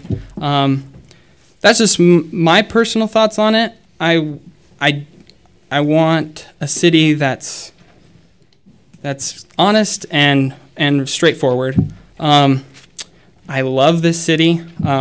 I just moved from Colorado Springs. There was homeless people camping out right behind my house, and I knew I had to get out of there. And me and my wife, we looked all over Utah, Idaho, Colorado, and I drove up Mountain Road to 1050 East, and I looked up the mountains, and this place is gorgeous. And I think this town has something special, and I hope we can help calm ourselves down and be less divisive. And I hope you guys make a good decision. Thank you. Thank you for your comment. Greg, and thank you for the work that you've done on the trailhead up there, keeping that clean and getting the sheriff's department back involved. It's been very nice. Rustin Monson, Barker Parkway, 2564. So just looking at Resolution 4-2012 rule, the conducting of meetings and agenda definitions. And this question, it says, Section D, the mayor shall have discretion as to who will respond to a comment or question. So I think, Mayor, with all respect to Mr. Swanson's comment about this is not a give and take, it's your discretion to decide who answers my question. My question is the same question I had before from the last time I was here. 3 simple questions that I asked, and I asked you to please write them down, and if you didn't have the answers for those questions, I'd be happy to get them at this next meeting. Simple questions. Mayor, it's up to you to have full discretion of who answers this question, according to the rules right here. The questions I have, number 1, is how many people physically can you fit in this amphitheater per fire code, as per fire code? That was my first question that I had. The second question that I had, how many parking stalls currently are in Barker Park surrounding the amphitheater area? How many parking stalls have been approved? Not preliminary or contingent upon, how many have been approved in the surrounding acreage?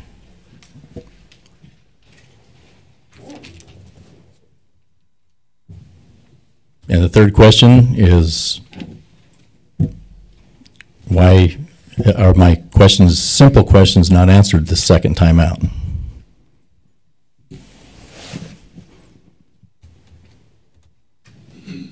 With all respect, Mr. Swanson, your comment about this is not a give and take. According to the rules right here, it's up to the mayor to make that discretion whether or not who he chooses to answer my questions. Mayor?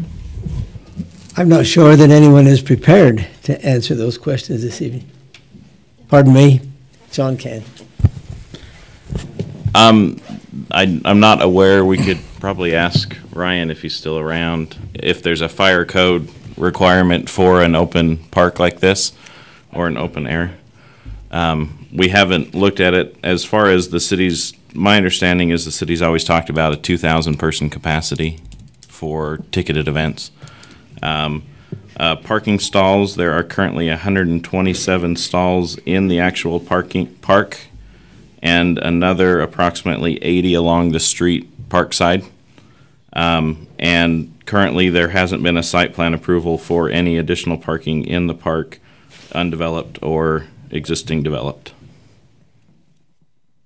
Okay, I think that answers my question. Thank you very much. Thank you. John Arrington, 254 East, 2900 North. First of all, I'm just going to say I'm 100% of this facility. As far as the covenants with the agreement, I guess there's a question on what is normal park activities. We have a nice park in the center of town that has a baseball stadium. So now we're proposing to have a park in some other area of town that has an amphitheater that, from my observation and looking and going to the meetings, is not huge. It's a nice size amphitheater to support another aspect of this community other than sports. And I'm just in favor of this. I know it's impacting the neighborhood, but again, we have other parks that are impacting neighborhoods.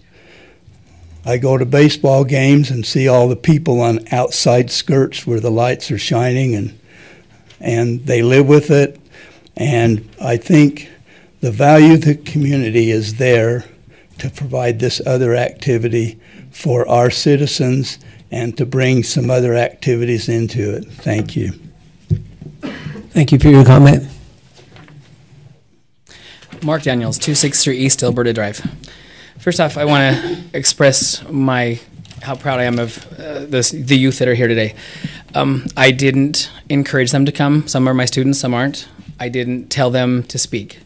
But I'm proud that the fact that they are taking an initiative to come and be part of a community where they should have a voice.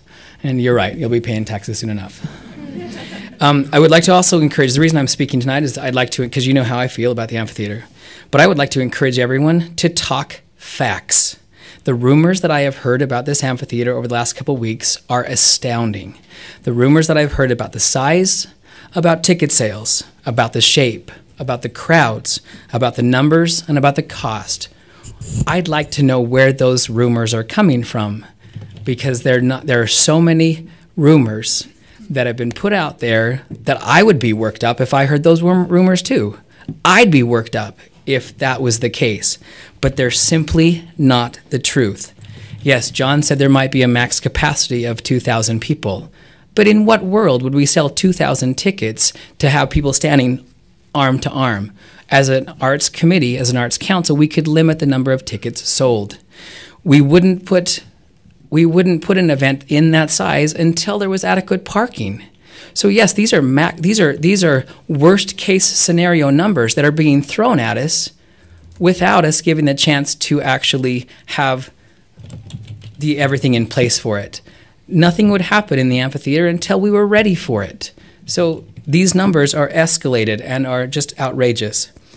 A good portion of the amphitheater is also paid for by grants and by private sponsors and by foundations. And that's part of the reason we have an Arts and Amphitheater Committee to gather those funds. It's not, this amphitheater should pay for itself and then will be simple to run. My favorite rumor was that we won't even be able to afford to go to an event there because it's going to cost so much to just build the amphitheater. Well, that's simply not the case. Once the amphitheater is built, it's paid for, and the cost of running it would be minimal, and the events we bring in would pay for themselves, and if not, we would get a grant or a sponsor to bring those in. Please speak in facts. Please understand what you're saying, especially when you're posting it on Facebook, especially when you're posting it in places where everybody can read it. Speak in facts. I also encourage the council to look into the creation of an arts council, an arts guild. We have an Arts and Amphitheater Committee, but it would be wonderful to have an arts council and an arts guild that would be in our city appropriate to run this facility and to run other wonderful opportunities for art in our community. Thank you. Thank you for your comment. I'm Charlotte Ekstrom. I live at 955 Deer Meadows Drive. And I want to throw my hat in the ring. I want to be a part of the committee. Like, put me on it. I would love it. I grew up the street from Oaklawn Park, a park in the middle of a quiet residential neighborhood. And I was serenaded every night in the summer by baseballs being hit and crowds cheering and whistles blowing. And that was a part of the benefit of being by a park. Because the rest of the time when it wasn't being used, it was our personal playground for all of the kids that came out of the neighborhood. And that's the way it was when I grew up. All the kids came out and we played. That's not the way it is so much anymore. Everybody's kind of like on their phones. So what I see is this beautiful area. When I stand outside my door and I look at Ben Lomond Mountain right out my front door and, just stand in the bowl of that amphitheater and see the majesty of God's creation around. I want more people to be there.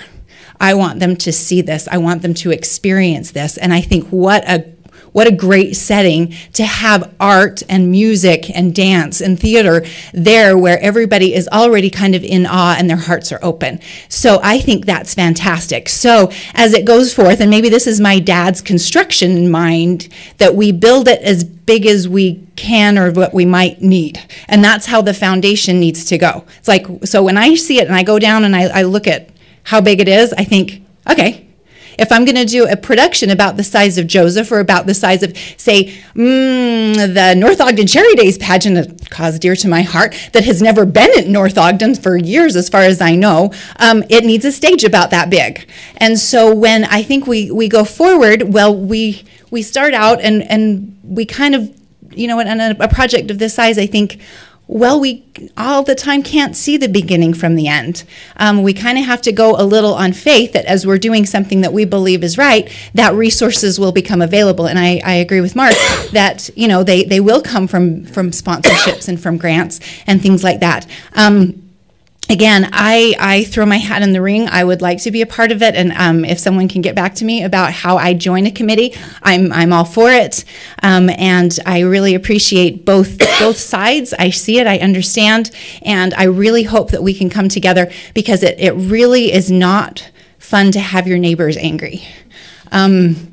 Kind of puts a little dark cloud over the whole neighborhood. I've been even a little bit afraid to talk to them because I know how upset they are and I have a different opinion. So I really hope that we can come together and do it. And then another thing I want to speak to is my husband and I lived in San Antonio for about 10 years, and we had friends moved there at the same time, and they wanted to buy a house in the downtown established area. And I thought, why? You've got a little house and they're old, and they said we wanted to live where there were established traffic patterns. And that didn't make sense to me at the time because we built out more in the suburb area where there was undeveloped land.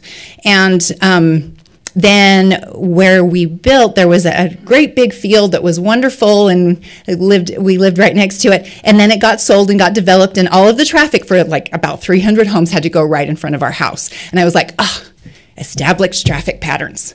So North Ogden has a lot of undeveloped land, and we don't currently have established traffic patterns, and we're going to have to figure those out as the land is developed.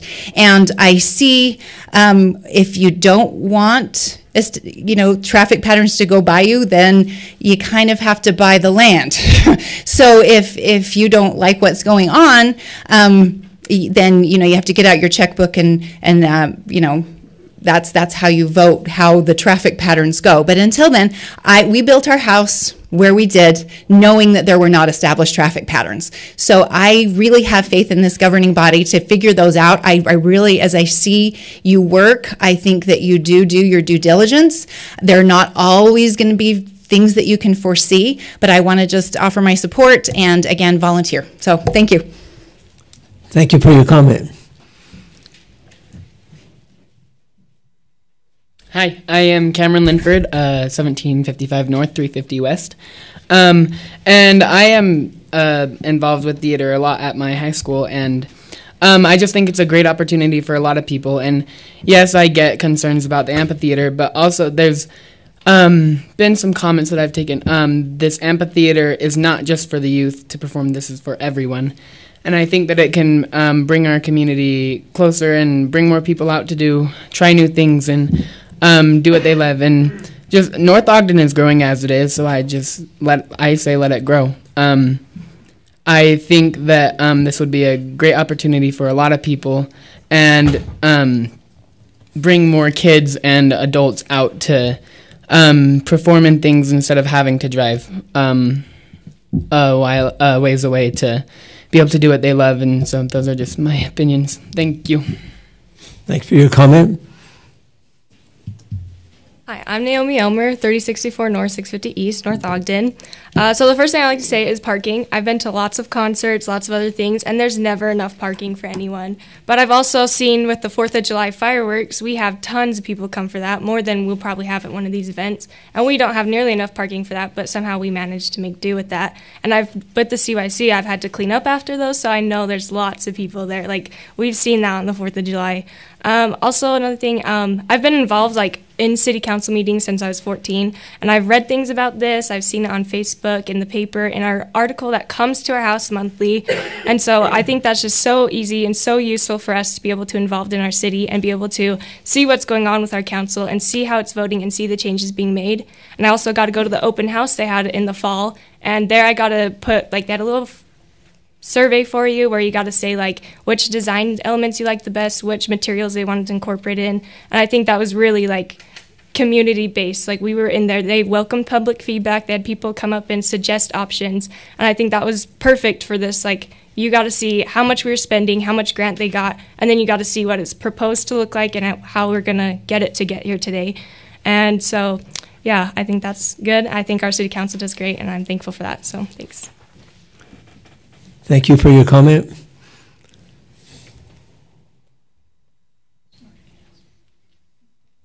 Any other comments?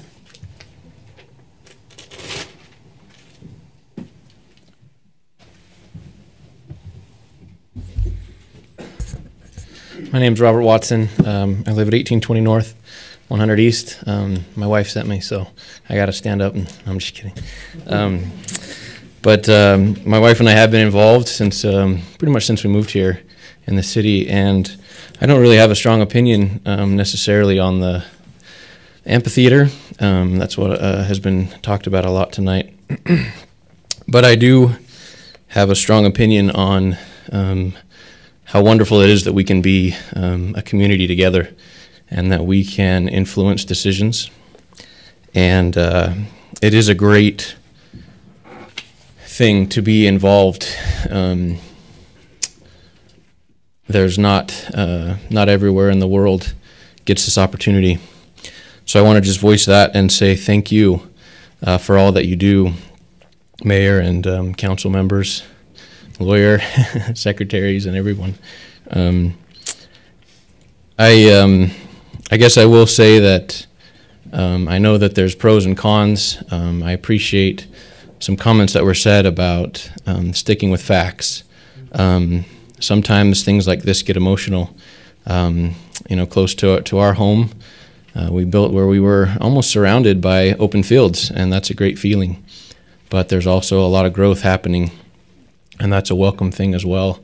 The thing that I liked most about the involvement at the time that we had was that we were able to help influence, hopefully, a little bit even maybe, some of the decisions that were made. So I just want to say thank you for allowing this discussion, allowing comments, and I hope that each comment is considered diligently and understood. And hopefully this these discussions that we have make us stronger as a community and bond us and keep us moving forward in the right direction. And that's all I have. Thank you. Thank you for your comment. If that's all the comment, excuse me. Lisa Johnson, 1029 West, 3800 North. I'm the youngest barker. I actually was able to snip the apron strings just far enough to move 3 miles away. but this is still my heart and my home. There are lots of comments about facts. Well, the fact is, this was Barker land that was sold to the city. It was sold for the purpose of a traditional park. It was sold because we realized we could no longer fight the city and keep farming it because it is a residential place. But because of that, our parents came to us and said, what would you like? Do you want us to sell it for houses? Or do you want us to sell it for a park so that it can be kept somewhat the way it is? And we all said, we want it to be a park. This is beautiful land. The Barkers have lived here for 160 years. We want a beautiful land. A couple of years ago, about half of my siblings, we all hiked up to Ben Lomond, and as we sat up there, we were like, there's Barker Park. This is what we can leave. This is what we are doing. Those aren't facts, but the fact is the Barkers did sell a contract for a traditional park. The fact is, as Mark said, there's not enough parking, so then what? Do we take the rest of Barker Park that's supposed to be traditional park and say, well, now we have an issue. We now need to pave this part of the park so that we can park for the amphitheater. Melissa, we work together.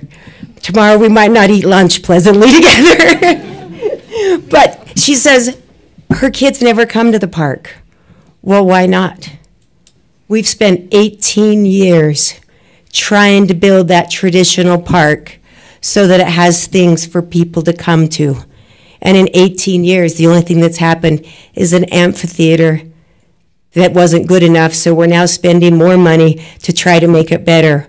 All the other plans that people have worked on to build and bring the community together have always been put on hold so that we can spend money on an amphitheater. My parents were the kindest. Watching this would have driven my parents crazy. They watched the park fight their entire time they were alive, and they kept saying, why isn't this happening? Why isn't this happening? Well, all of the parents that made this deal are all dead, and now it's just the kids still, and it's still a fight. The Barkers don't want to fight. We grew up, 9 of us, in this little tiny house. We all get along. We go places together. We all love each other. Watching this happen to North Ogden is not what our parents would have wanted, but they would have wanted that traditional park for the community. Thank you. Thank you for your comment. If there's no other comments, we'll move forward on the agenda. Item 5.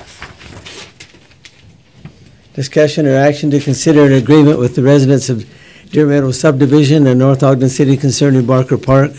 Presenter is Councilman Swanson. Thank you, Mayor. There was a meeting that we held on Friday that I think the residents are aware of with our council, mayor, myself, Councilman Turner, and John. And yeah, John, our council, as well as members from the community, the Barker Park area, and their council. There was there were discussions that were held regarding where we are, where we go, how do we get there, where do we stop, what do we do? An offer was made that we received. John, when did we receive that offer? A term sheet? Friday night. Yeah. Friday evening that we have reviewed as a council. And because there are items on there that we are still concerned with and can't agree to, we have sent that back for some modifications to the Barker Park residents council to see where we go from there. So at this point, the council cannot and will not accept the terms that were offered on Friday night. And so there is no action that we can take at this point because we're not satisfied with the terms. But we are moving forward, trying to resolve those terms. Any questions, council? Do we know, John, when those conditions, the things that we talked about, will be sent to their council? I will have them to him this evening. So my plan is to send them out. 9 o'clock, dude. Really. So anyways, but they'll have a chance to review them at least tomorrow, and then we should get a word back within the next probably day or two, right? Okay. And just for everyone's information, we had that information. We got it late Friday night, had the weekend to review, and then the closed session that we started the meeting with tonight was so that the council could discuss things as the law allows in a closed session about pending litigation or imminent litigation, to discuss the terms that were offered and whether we agreed to those terms or wanted to counter. And we've sent a counter back, and so we'll be waiting to hear back from that. Okay? It's not a hard line in the sand. It's part of the negotiation process. Anybody want to add anything to that? No. Yeah, I want to add that please know that the material that we discussed earlier during the closed session, the decisions that we decided as a council were really in best interest for the citizens. And we feel like when a final decision is rendered, it will be what's best, as we've listened to the comments from many of you, which we're very grateful for. It'll be the best for North Ogden City and the residents. Any other comments for the council? I just, excuse me, I just want to state that I've been involved with this from the very start in various capacities with the committees and the planning and everything else. And I want you to know that from the very start, all of this, your concerns were taken into consideration. It hasn't been ignored. Noise was one, parking was one, the neighborhood, how we could mitigate the sound so it wouldn't be offensive to the neighbors. And also, there was curfews discussed and the noise level that could be done. So it isn't like we haven't done due diligence right from the start, because we have, and that has been discussed at every meeting. So that is a fact. I want you to know that if we're talking facts. And we haven't taken any of this lightly. A lot of work and a lot of planning has gone into this, and a lot of things have been rejected, worked over, and reworked, and still working. So thank you for coming and your comments, but just know that we are trying the best that we know how. And yes, we're not perfect. I wish we had a book that said we had the answers. But sometimes we do, and most of the time we probably don't. But we do our best. But appreciate you coming and your concerns, and we do take them all into consideration. Councilman Swanson. I just wanted to make one comment before the Barkers run out. Guys, nice try. Steve, Scott, you only thought you were that fast. I want to commend everybody on the public comments on both sides. We've all seen on the news meetings that don't go like this, when there's lots of emotion and there's lots of feeling that's involved, lots of history, decades of history. These meetings can turn pretty raucous pretty quick. I'm grateful to each of you that we have kept this meeting civil. That is North Ogden. We have disagreements. We're on different sides of this issue, but we've kept it civil. You've kept it civil, and I appreciate that, and I just wanted to express that. Now you guys can run. Should do a quick adjournment if people want to leave, or move to saunter for the next 5 minutes. Second. Had a motion from Councilman to saunter. A recess for a few minutes. Second, yes. Second? I second. Sarah saw. Okay. All in favor? Aye. Aye. What did you say? I was going to try to say that goal is Oh yeah. Well, I'd like to know how it went from 2 billion to 5 million. We got adequate funds to take care of infrastructure. Oh yeah, nothing's being around. Oh yeah. I'm wandering out my truck.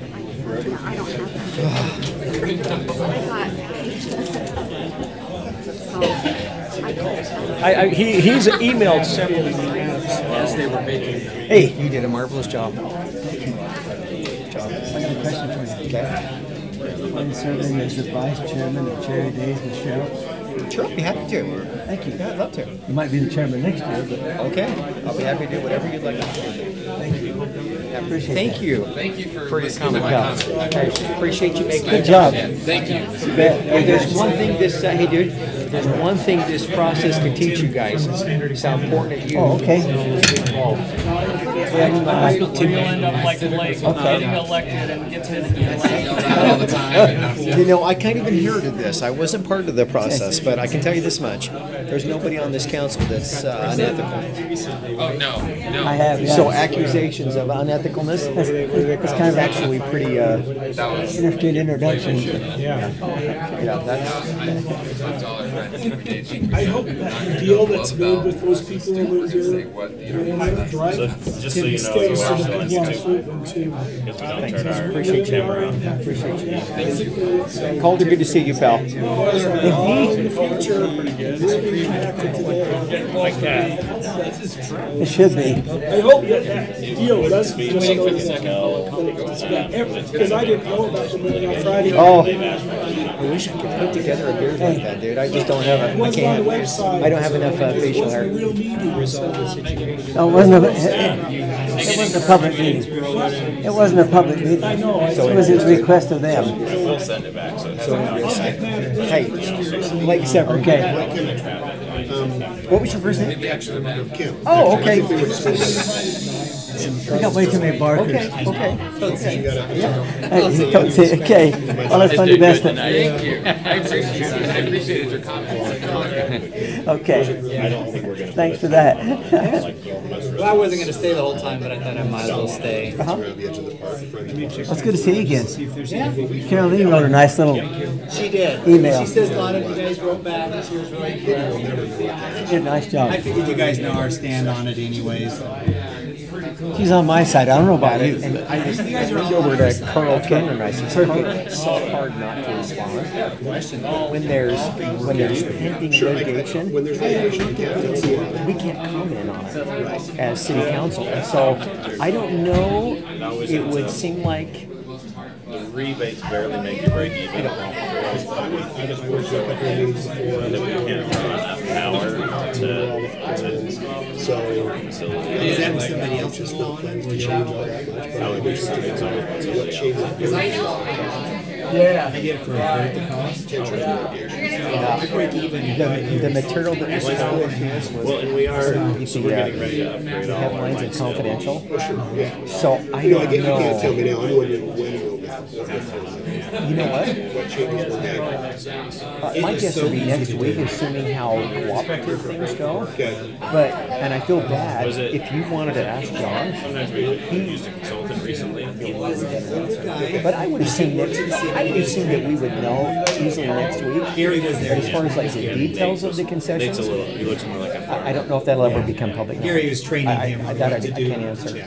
But I just know, I hope that my comment was clear enough to say that there were some propositions that I think if the citizens had known, we would have been distributed to them. So yeah, really all I want to know is, in the end, what concessions were made that changed the plan going forward. That's all I need to know.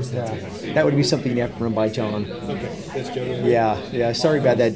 Sorry about that. And I think we have some great buildings. What's that? Yeah, we approved it back in September. Oh, as far as like the second phase, nothing's been formal. You know what? Because I was coming in kind of as kind of a newbie on here, I'm not even sure exactly what there's. If you go on to the North Ogden City website and go down to the arts and I'll have my public work guys look into it. whatever is there is what I know. The chance for us to do it. And our public works building. I don't even know if I can do it. I know that the amphitheater and the bowl was like the biggest part of phase number 1, and then phase I got a 2. dent in my head. Well, Will I you take care of it? every day. I see it go back. I got a dent in my head, so take care of it. What step goes in what step? I would try, but if it comes to your body, that's not the body's idea. I was gonna say, you know, when we moved to North Ogden, We're gonna work hard. I I do. I do. Right next door to us, you know. I do. I was so offended. I figured out how to get water up on Well, see, another thing we can really, I'm sure this is a, well, no, I'm sure this is probably something I can tell you. He's probably We just got awarded in my backyard up on that land. today. Nobody should have We got built on awarded it. another full, I used to live in Lenore with those. We're gonna live the rest of our lives with no neighbors. Oh, that's funny. Oh, well. Hey, John. Hey. It's Jim Ekstrom. I live, Okay. I think what's going to have to happen down there, and I'm willing to spearhead this. So I'm thinking about spearheading it myself. Can you me? I would love to spearhead kind of a community effort, partnership with the North Ogden, and maybe not wait for funding. We are. We've got $700,000 of it. Much more than $700,000 is going to rain. That's a start, though. though. Well, it is. There's no question. But there's much more than that that's going to rain for the sky. If Our challenge here is Hey, thank you everybody for coming. We want to get started. It's 9 o'clock. We don't want to be here till midnight again. Thanks. Do it. Let's go. That's right. Don't you think? I don't want to be here till midnight. Yeah, you know I'm gonna table everything and we'll find out. You know what? Citizens look at us. I get up at 4 o'clock in the morning. I think there should be a time when we should start and say, we're tabling the remaining items. We're ready to start. Let's start. I know, but we're trying. Oh, I'm sorry, Phil. I thought you walked by me. It's gonna be the budget. What's that? Why is the budget last? We need to, what we need to do is That's the part that do our is two gonna- public hearings and then table the rest. Mayor? Right. Mayor? We have Mr. Oakes here. He's item number 10. Do we have anybody that's here for the public hearing on item number 7? Or the zoning ordinance on 8 or 9? That's here specifically for those items? Well, you, yes, but you're, you know. You're stuck here. We want you to be here for long periods of time. I'd move that we move item 10 to before item 7 so that Mr. Oakes can make his presentation and Second. we can make a decision and let him go home. Okay, we've had a motion to move item 10 to before 7. I second, Mayor. We have a second by Councilwoman Fossen. Roll call vote. Councilwoman Fossen? Yes. Councilman Severie? Yes. Councilman Turner? I guess, yes. Councilwoman Stoker? Must be a neighbor. Yes. Councilman Swanson? Yes. Motion passes. We'll proceed with item number 10. Mr. Oakes? I get a little later in the meeting when the emotions calm down, but hopefully this is a pretty simple item. Just by introduction, my ancestors are some of the longtime ancestors, the Chadwicks, the Barkers, and the Randalls. So I'm a fifth generation North Ogden resident, though I did my parents moved us out of town for a while. At my first opportunity, I came back, and I've recently, or in the last couple of years ago, I purchased Earl Randall's home, the little brick home on Fruitland Drive, near 2100, near the corner of 2100. We've been giving it a fresh coat of paint and enjoying living here. So I'm back to stay. I plan to retire here, finish my career, retire here, and I've got a plot next to my grandmother and grandfather in the Ben Lomond Cemetery. So I just wanted you to know I love North Ogden. I'm here to stay. I plan to die here and hopefully haunt the ground that I live in now for many decades or centuries to come. So when we bought the home, we bought it from a couple of people who came to North Ogden and have since gone. They split the lot that my grandparents had, and in the process, I guess it was recent enough that the city gave them a pretty good easement on the front lawn to do a subdivision, so you could have the road easement you're looking for in a 30 to 50 year expansion plan on the front yard. I guess that's how I got where I am. I guess with the plot map as we have it. Recently, my daughter and 2 granddaughters, soon to be 3, are living with us in the home, and Fruitlands Drive has gotten busier.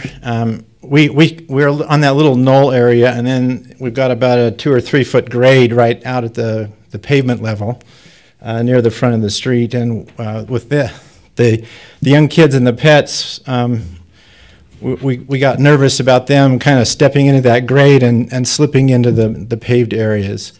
So thinking North Ogden was still a little more rural, we went ahead and put a low chain link fence there at the grade level, and then the city notified me that I had to get my permit, so I came down and filled one in, and I guess I put it on the level spot right before the grade, and turns out the city owns that piece.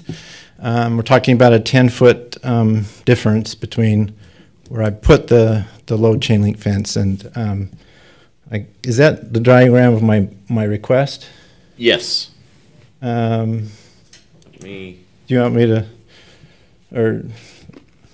So let me, just so the council is aware, so north is, if this was on, it would help. Got a pointer? So north is up this way.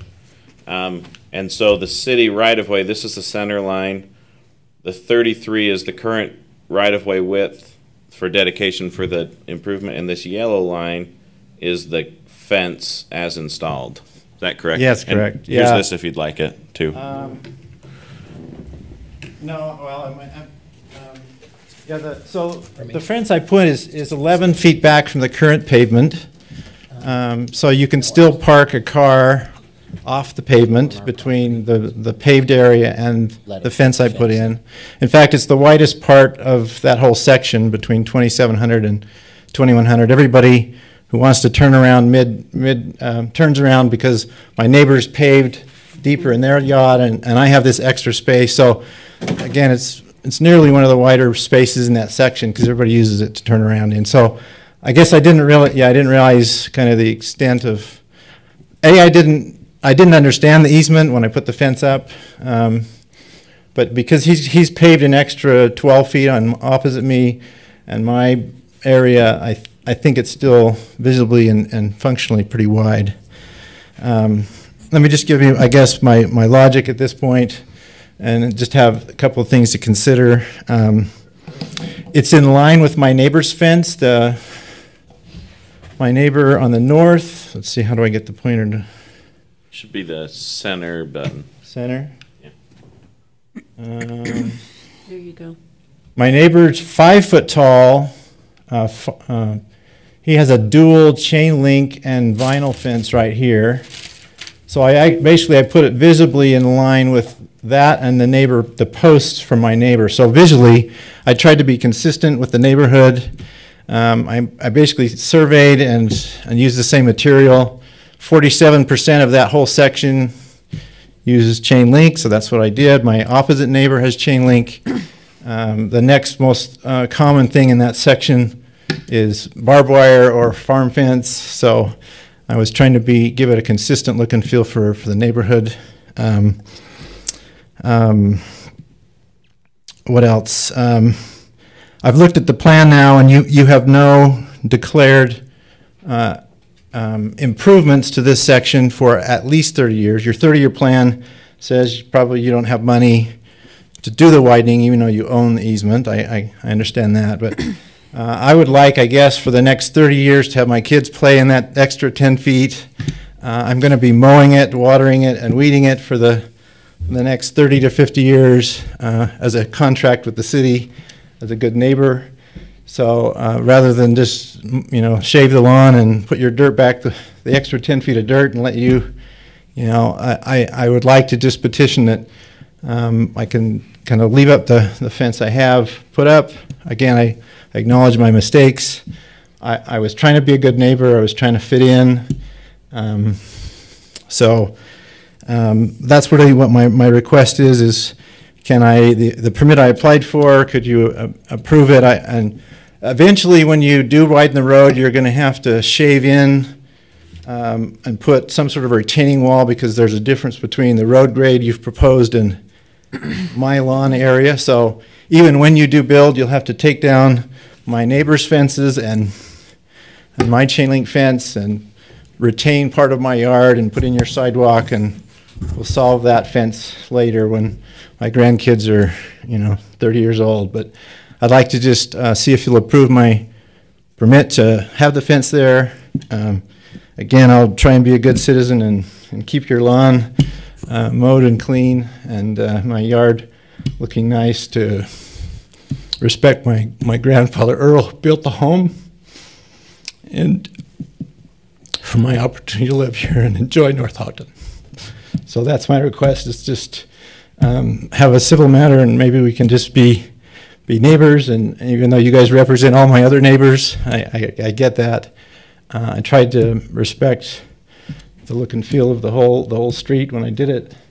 And that's my request. Any questions? So, council, just so you know, the reason this is here is because staff doesn't have the authority to do this. Staff doesn't object to the fence or anything like that. It's just we can't give someone permission to use city property. Only the council can. So, I have a question. So is this basically creating an easement for the property, for the fence? It wouldn't, because if you give permission, there's two things. If you were private landowners and you give permission, then they don't get an easement.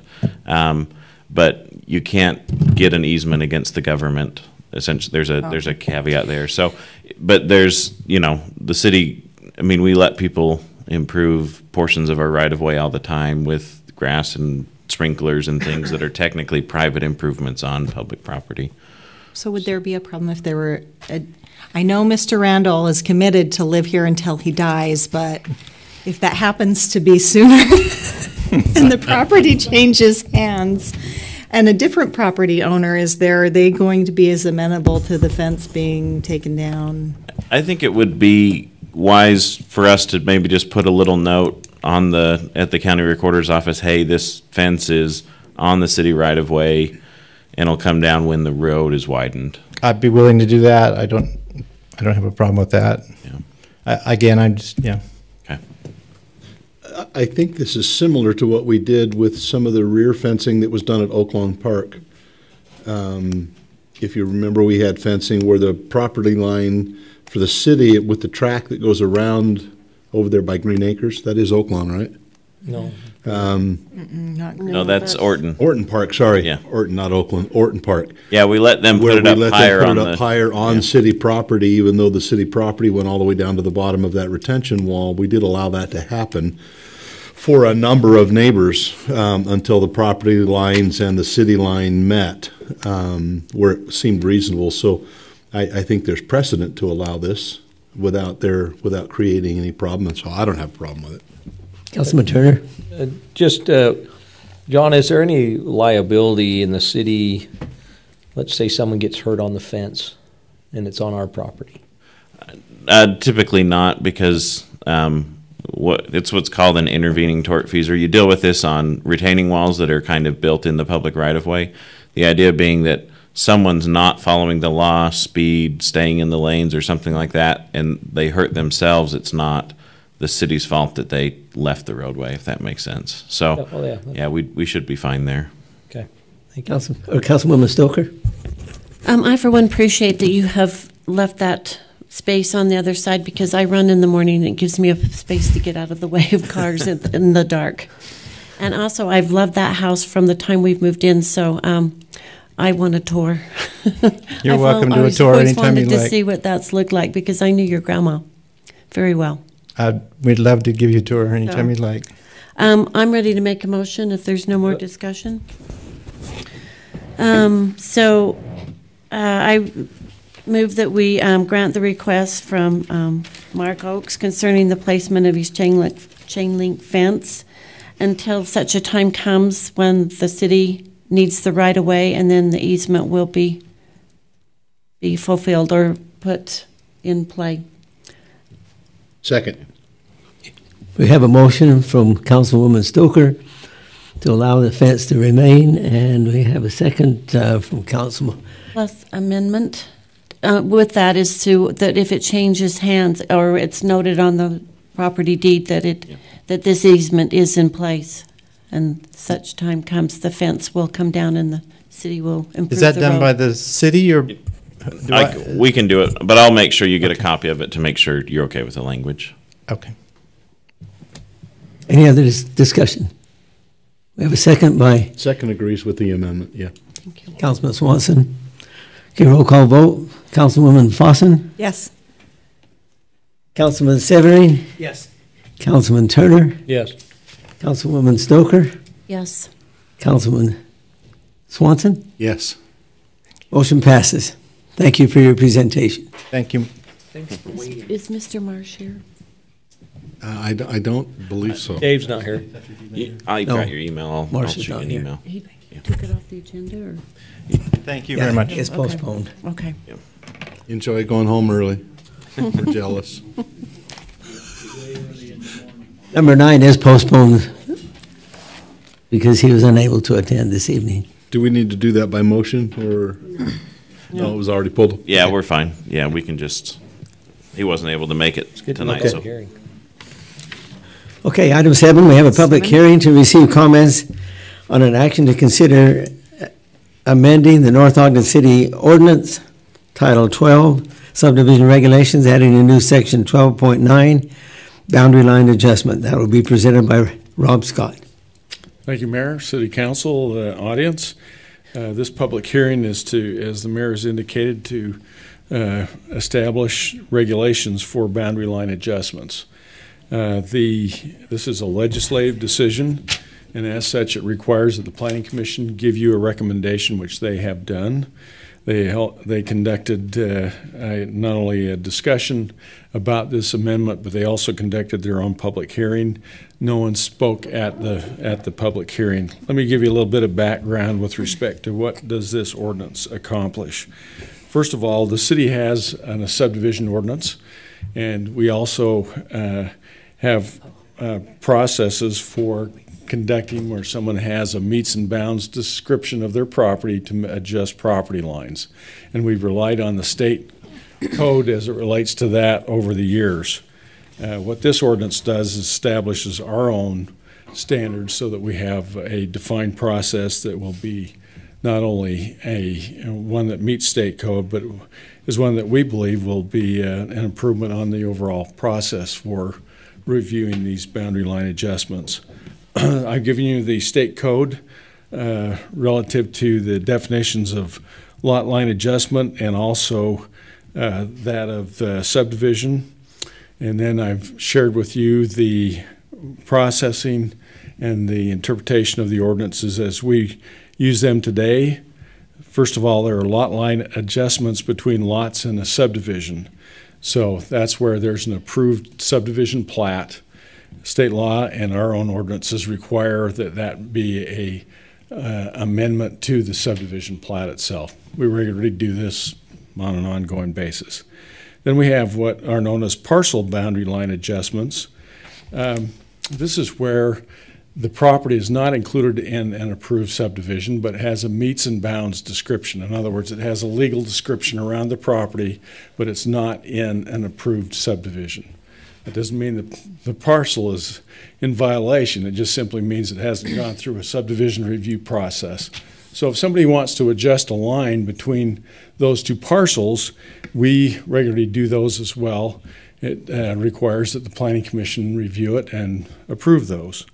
We also have in our code a date that where parcels are or were in existence prior to December 31st, 2000, they are allowed to be combined or reconfigured.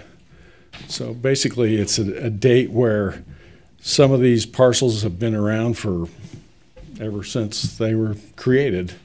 But sometimes we run into situations where where parcels have been illegally reconfigured, and this is the time when we generally clean those things up. And then we have subdivision lots sometimes that are combined with a parcel from a meets and bounds, and that also requires a subdivision amendment. So they have to do a plat when that happens. We research other ordinances, and we have drafted an ordinance that the Planning Commission again has reviewed. And let me share with you the various components of the ordinance. The first thing is that we have a purpose statement. We have changed a little bit the application and approval authority. Instead of the Planning Commission reviewing those, it would be a staff approval, and the Planning Commission is comfortable with that. If you saw these, you'd understand why. It's akin to even less than a minor subdivision that already staff has the approval authority on. Then we have 6 criteria. No new lot or parcels created. That's according to state law. Does not impact a recorded subdivision. Parcels meet zoning area and frontage requirements. No non-conforming structures are created. Property owner signatures are required. And I mentioned already the December 31st, 2000 date. And then if the boundary lines cross a special service district boundary, then the service district boundary is required to be adjusted to either annex or de-annex the parcel. We recently ran into this situation where Bonavista Water was they are in the process of constructing another tank off of Mountain Road, and they actually had 3 parcels. Well, as part of our review, what should have happened is that those parcels should have all been combined, so we don't have a structure being built across a property line. Well, along with those parcel boundaries is the Ben Lomond Cemetery District boundary. The county wouldn't approve their request to combine the parcels because of that line. So that's the reason why this provision's in place. And I've communicated this to the cemetery district as well, and we'll be working with them to establish a process on how to hopefully catch those things and smooth that through. In terms of the approval process, this is defined and set up so that people basically submit an application. If there's a need for a technical review, that'll be a staff call, and if we need to have one, we will. 99% of the time, we probably won't. The applicant is responsible for recording the appropriate documents, similar to what we do now. Once a subdivision is ready to be recorded, the city and that staff, they go down with the applicant and it gets recorded. So same process. And then the one thing that I want to draw to your attention is we put a provision in here that takes a look at public improvements. Okay. So as part of subdivisions, you see this all the time, curb, gutter, and sidewalks installed. Well, parcel boundary line adjustments may or may not qualify to be able to make that kind of a requirement. There's been lots of lawsuits on a national basis that relate to this, and communities have to come up with a connection between the requirement for that improvement and the amount of demand that parcel is going to create for that improvement, if that makes sense. In other words, by adjusting a line, is there going to be more traffic demand? Probably not. So as an example. But we have included it in there that at least needs to be looked at, and either the improvement is required if it's justified, or a deferral agreement would be allowed in the event not. Does that make sense? John's the expert on Dolan and Nolan findings, so we'll turn it over to him if you have questions about that. And then last but not least, the boundary line adjustment documents have to have 90 days to be recorded once they've been approved. So what happens is staff will review it. We write a notice of decision. They take the documents down and get it recorded within 90 days. So that's the basis of the ordinance. In terms of conformance with our general plan, I've given you some comments regarding that in terms of the city's goals to increase our quality and variety of housing types and design standards, to continue to proactively evaluate current ordinances, and to determine whether there are obstacles that can be removed or modified to achieve the community's housing goals. So I think we have plenty of justification for making this change. Summary: is the proposed amendment establishing standards for partial boundary line adjustments appropriate? Should there be a requirement for an infrastructure deferral? And does the general plan support these amendments? The Planning Commission, as I mentioned, they held a public hearing. No one spoke on this matter. There were 5 members, 5 of the 7 were there, and unanimously are recommending adoption of the amendment. So with that, I'd be happy to answer questions. I think it's pretty straightforward. Any questions? Do I have a motion to close the public hearing? We haven't even opened it yet. You open the public hearing first. So Rob kicks off the public hearing, and then we'll ask for comments. And then we'll close after their comments are done. Okay.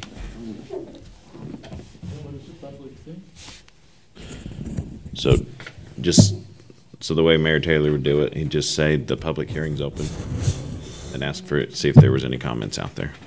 The public hearing is open. Is there any comments?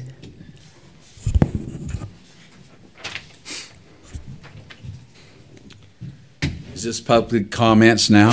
No. No. Oh. Public hearing. Yes, it is. It's only on the hearing, sorry. We'll have comments later, right? Yes. Yes, Okay. for some. Wait, now we open it. Seeing none. So now a council member can Move to close the public hearing. Second. We have a motion to close the public hearing by Councilman Swanson, and we have a second by Councilwoman Stoker. Is this a roll call? You can just do it all in favor. All in favor? Aye. Any opposed? Motion carries. Okay, we move to item 8, discussion or action to consider amending the North Ogden zoning ordinance Title 12, subdivision regulations, adding a new section 12.9 boundary line adjustment. This will be presented by Rob Scott. Do we have an ordinance number? Yes, 2018-04.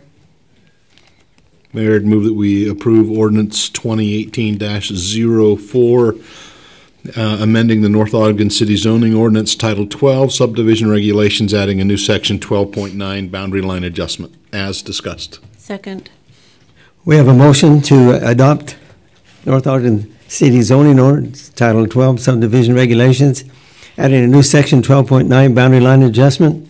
We have a second by Councilwoman Stoker. Any discussion? We'll have a vote. Councilman Severin? Yes. Councilman Turner? Yes. Councilwoman Stoker? Yes. Councilman Swanson? Yes. Councilwoman Fossen? Yes. Motion passes. Thank you very much. Thank you. Thanks, Rob. Send Evan up. Oh, I'm supposed to text Evan. Send Evan up. He's probably asleep. John, text Evan. So do we need to make a motion to table 9? No. No. No. Nope. Okay. It's been withdrawn.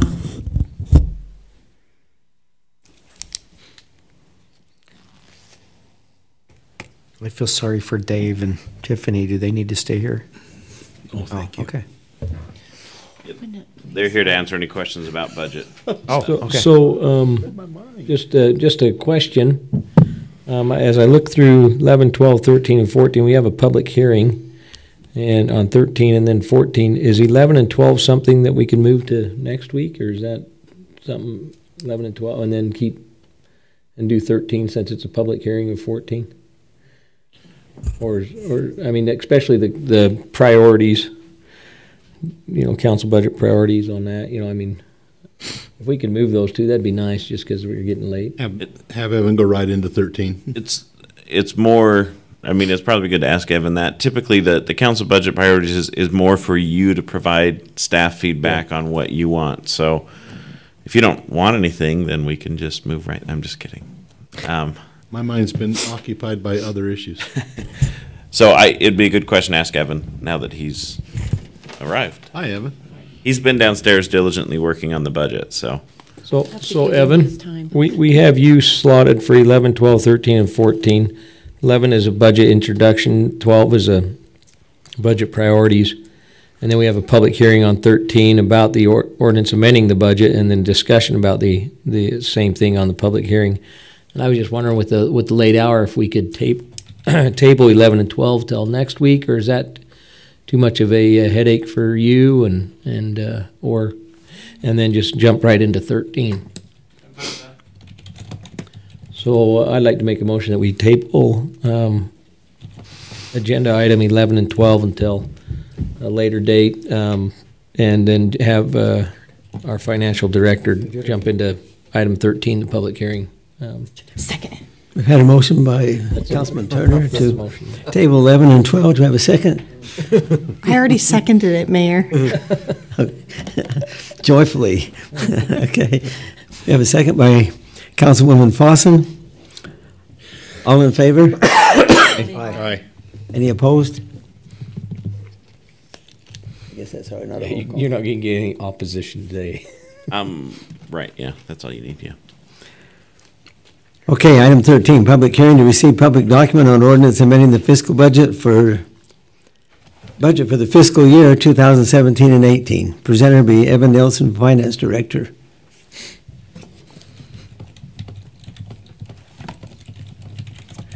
Good evening, Council. It's been an exciting night so far, so let's add to it by talking about the budget. Current fiscal budget that we're in now, correct? The current, yes. We are proposing several amendments to the year budget. The City Council adopts a budget in June, but is allowed to make changes throughout the fiscal year. But you can't make any changes after the fiscal year is over. So we'd like to propose these changes. In order to do so, we need to have a public hearing and allow the public to comment on our proposals. So I'll give a summary, which is provided in your packet, but I'll kind of walk through it. We have one item in the proposal that we are going to eliminate due to some new information, so we'll get to that. So first we'll start with the general fund. Last week, the council approved the hiring of a new part-time administrative assistant in the administration department. So that budget amendment has been included. Next is a police equipment grant. This is a grant that was not anticipated in the original budget. Our police department received $7,500, or will receive. So we're adding that revenue and expenditure into the budget. Next is the aquatic center. This is related to wages. We're proposing an increase to wages, and our Parks and Recreation Director, Tiffany Staley, is actually here, and if you don't mind, I'd like to ask if she could come up and share a few thoughts about this. Is that okay?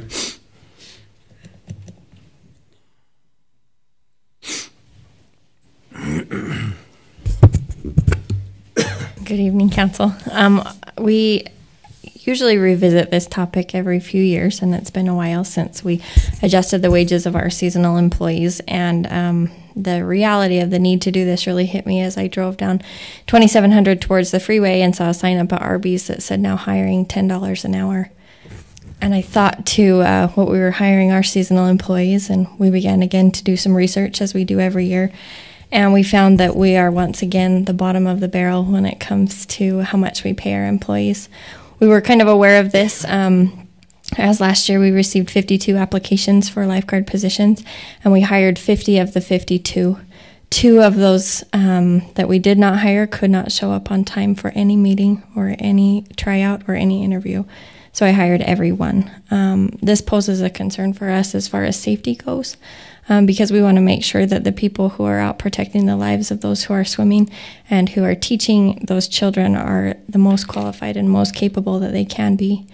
The Utah Aquatics Association does a survey every year, just an informal survey of what wages are paid to the different employees at their facilities. And this last survey that we received, the average of those, we take it and we throw out a few, like Moab pays a lifeguard a $16 an hour wage, and we don't feel like that's comparable with our facility. So we take those in the area, those that are comparable, and we average those out, and that's what I'm bringing to you, is the average of those, the adjustments that Evan has mentioned. To mention, I don't know if it's included in here, but our lifeguards, well, we'll start with the cashiers. They're currently being paid $7.50 an hour. We're requesting they be paid $8 an hour. The lifeguards are currently being paid $8 an hour. We're requesting that be adjusted to $8.75. The water safety instructors are currently being paid $8.50 an hour, and we're requesting that be adjusted to $9.75 an hour. And our grounds crew is currently paid $7.25 an hour, and we're requesting that be adjusted to $8 an hour. Another reason for this adjustment, when you go work at Arby's or a fast food restaurant, which are now paying around $10 an hour, it requires no certification, just a little bit of training. You walk in the door and you're able to go to work. For our lifeguards to start employment with us, they have to have a certification that costs them about $180 and $40 hours of classroom time in order to become certified to do this. There is very little motivation for people to go out and get that certification and make $2 less an hour than they would walking in the door somewhere else where that's not required. One of the biggest revenue generators for the Aquatic Center is swimming lessons. In order to teach swimming lessons, you're required to have an additional water safety instructor certification, which is another 40 hours and another about $150. On top of these certifications, we require that our seasonal employees at the Aquatic Center purchase their own uniforms. And by the time we've added all of these certifications and uniforms up together, these kids are working for about 2 to 3 weeks out of the 14 weeks they work the summer in order to pay for those things up front before they start making any money to take home. So we feel like this is a needed adjustment to get us back up with the other pools in the area, to be more competitive, to receive more applications for our positions that we have available, and to be able to have a better selection to ensure safety for our citizens. Any questions? Thank you.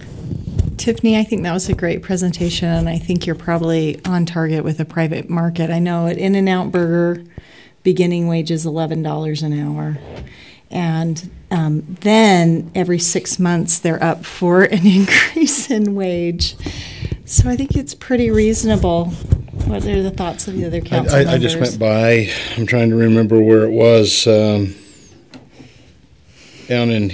was in Heber City today, and there is a new Burger King, $12.50 an hour for their line employees, $14.50 an hour for managers. Mm-hmm. So somebody flipping burgers making $12.50. I know that the Burger King down on 21st Street in Wall pays $14 an hour for their line employees. They won't pay them that much if you don't eat there. And I realize that, with these, we're not, obviously the Aquatic Center is not a fast food restaurant, and it does offer some benefits to employment that are not offered at a fast food restaurant, but we're not trying to compete with a fast food restaurant. We're just showing the alternatives of what's out there for these kids. And as they, it's also harder for us to retain employees.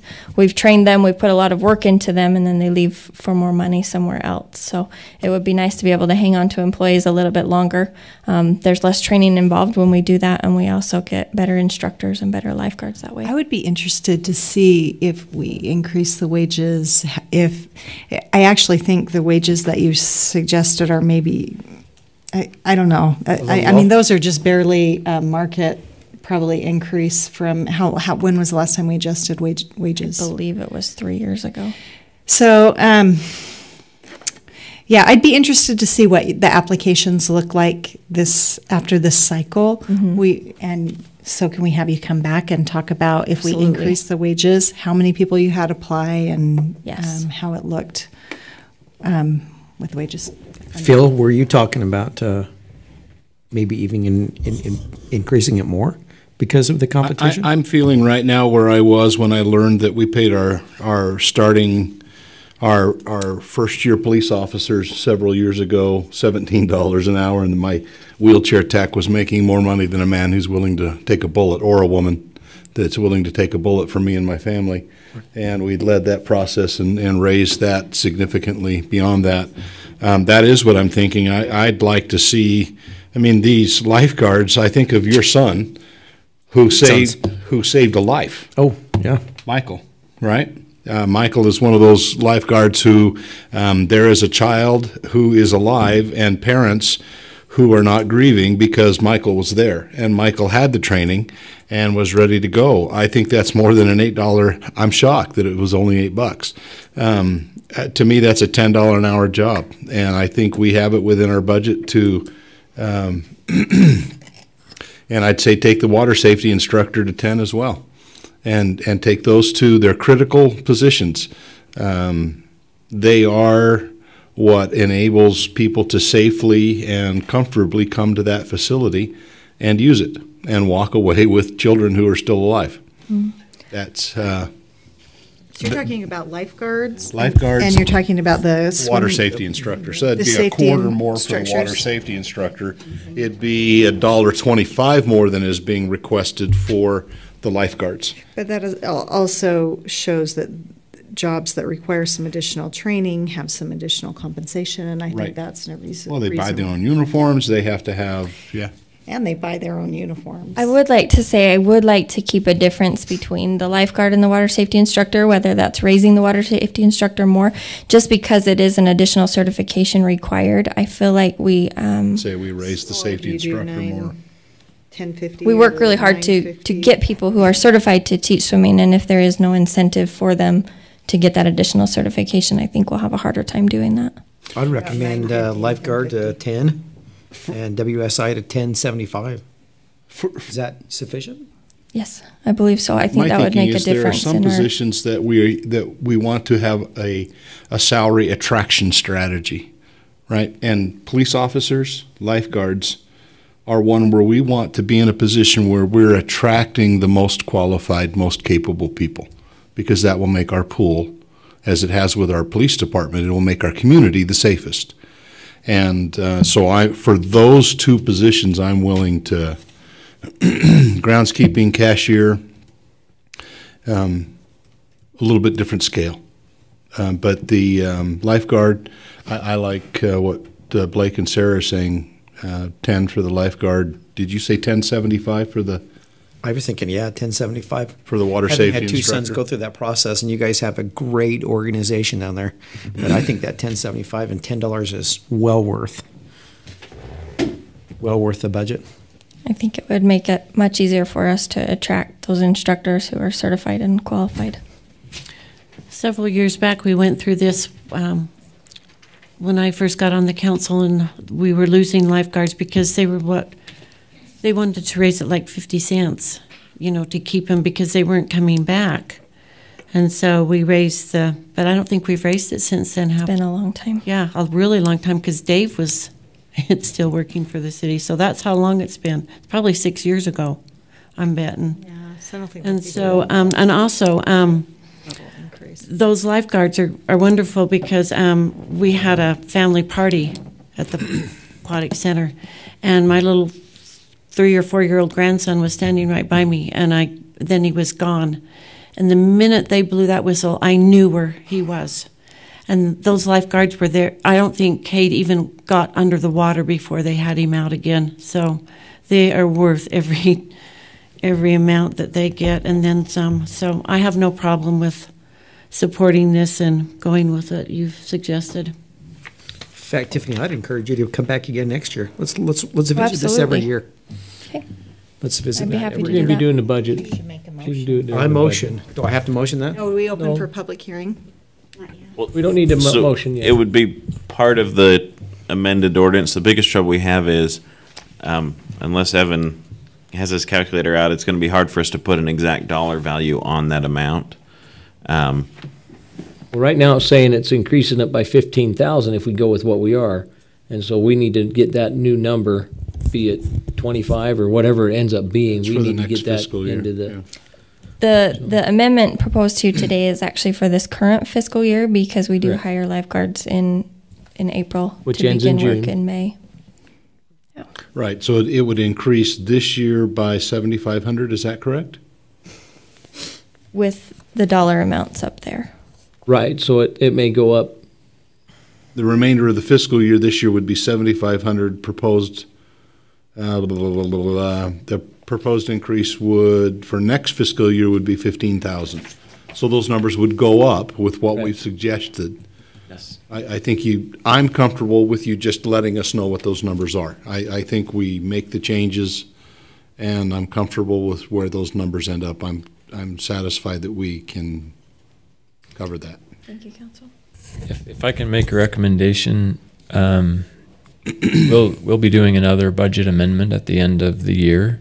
So I would say that we approve the ordinance as it's written with the 7,500, but also take your direction to increase these wages, and then our next amendment, we would bring the additional budget to you for approval. Would that be appropriate? So the effect would be we're still giving the raises to 10 and 1075. You're just bringing the balance to us at the end of the year when we have our cleanup. Right. We just don't know what amount, how that is going to affect the final budget. And the other thing too, Council, is it would technically be coming back before we spent it, which is what we like to do, is have the approval before we write the check. So.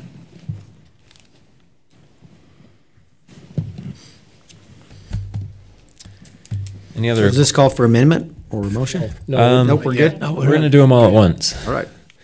I did want to just explain to you for your information how the funds flow to the aquatic center. The city's bonded for that facility. The RDA, the property tax revenue that we receive from the RDA makes the bond payments each year. So the revenues that we receive from swimming, general fund revenues, none of that goes toward the bond payments. So that's how we pay for, the facility and the debt that we've incurred for it. As far as the operations of the facility, the majority of that is covered by revenue generated by the pool, but we do transfer. It changes from year to year depending on what the revenues are, but I would say $50,000, $60,000, $70,000 from the general fund into the aquatic center fund. That's our subsidy, you could say, or our investment, you could say, depending on how you view that. So when we increase our operational costs, which is what this would do, the burden does end up landing on the general fund, unless there's a way of increasing the revenue to the swimming pool. And I know that Tiffany has looked closely at those sort of things. She's sort of bound by Memorial Day and Labor Day as far as the season, and then she's also afflicted by weather. So there are things that are out of her control as far as being able to generate more revenue. The size of the pool, I know, is another limiting factor. So just so that we all know, when we increase expenses at the pool, it generally comes from the general fund to make that happen. So, and we're okay with that. If you're okay with that, just want to make sure everybody knows the source of the money. Any questions? Yeah, Evan, I heard this year was the first year that I thought that the pool had actually made money this year, first year.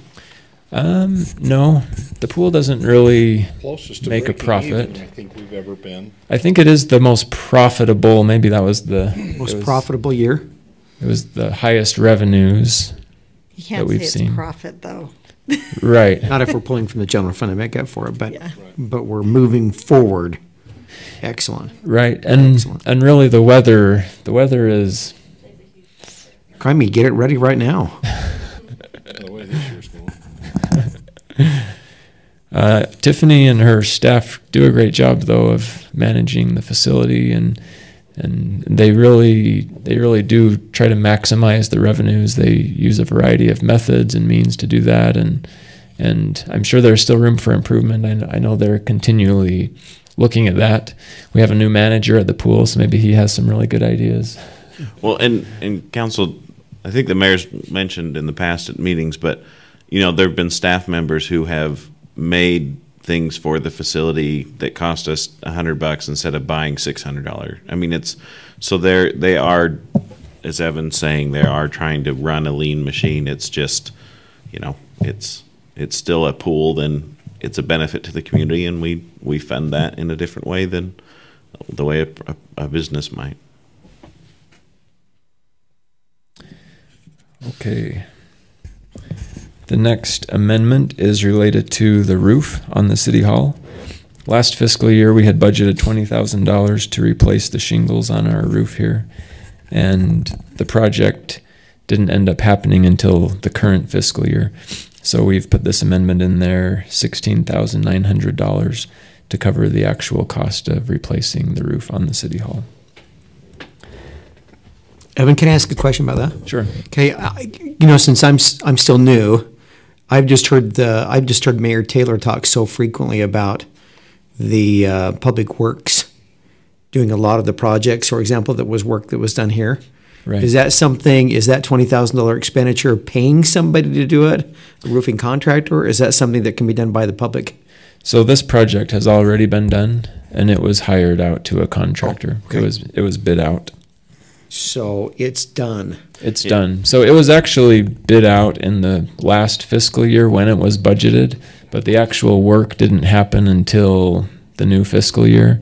So the project was approved, the funds were allocated, and this amendment essentially rolls those funds from the last fiscal year into the current fiscal year. I should have caught completed before I asked my question. Sorry. That's okay. The next proposal is related to the amphitheater. Where is everybody? So our effort on this amendment is to provide for the agreements that have been approved. Part of the issue here is again rolling funds over. In the previous fiscal year, the council approved $256,000.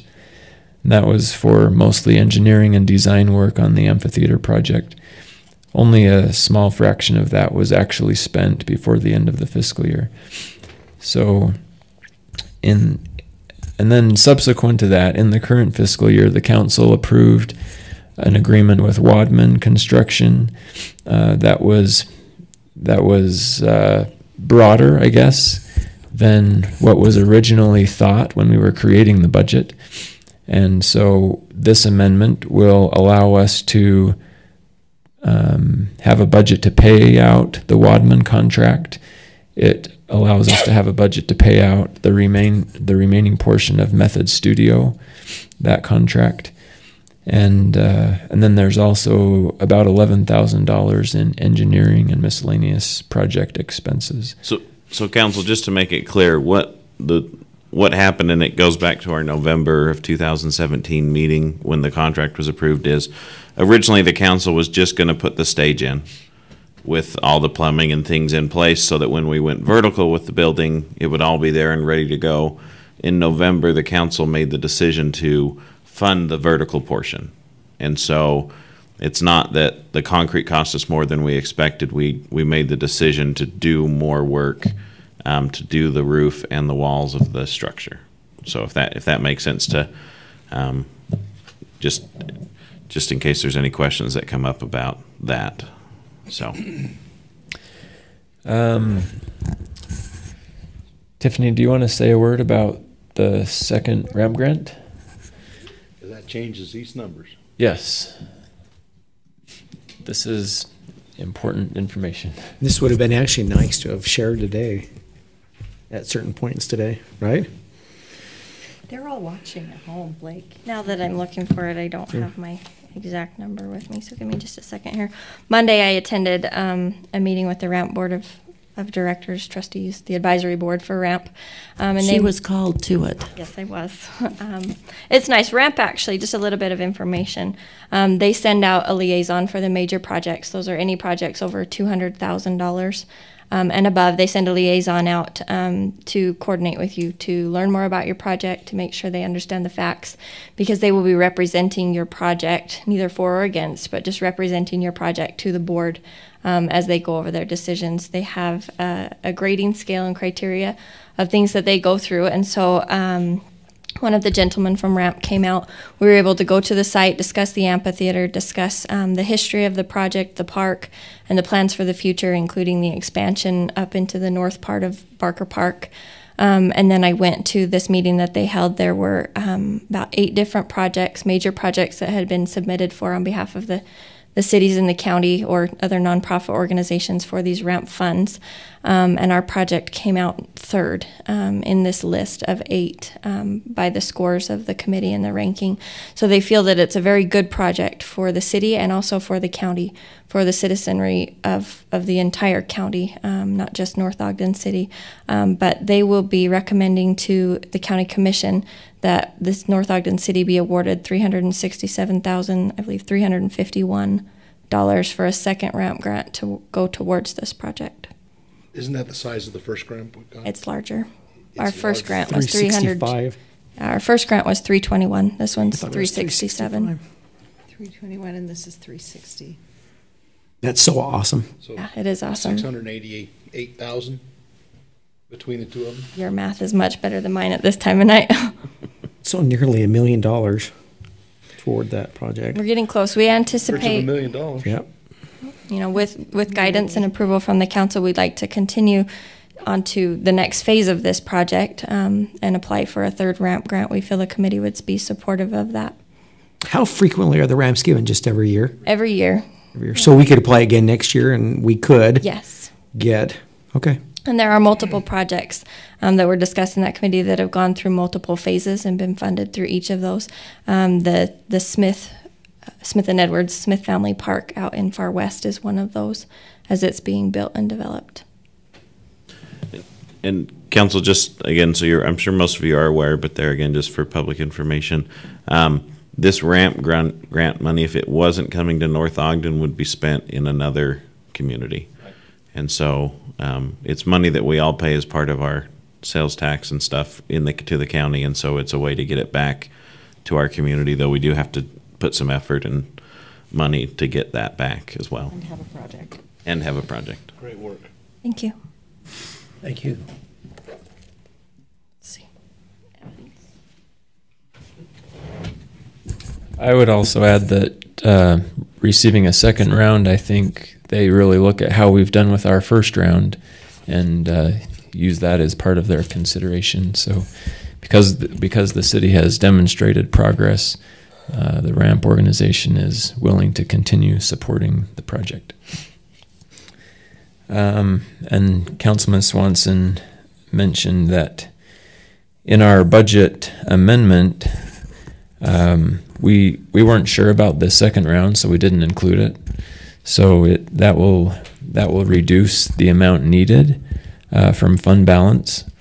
I would recommend that we still adopt the amendment as proposed, but the amount transferred from the general fund will be decreased based on the amount of the RAMP grant that comes through. Any questions on the amphitheater budget? Okay.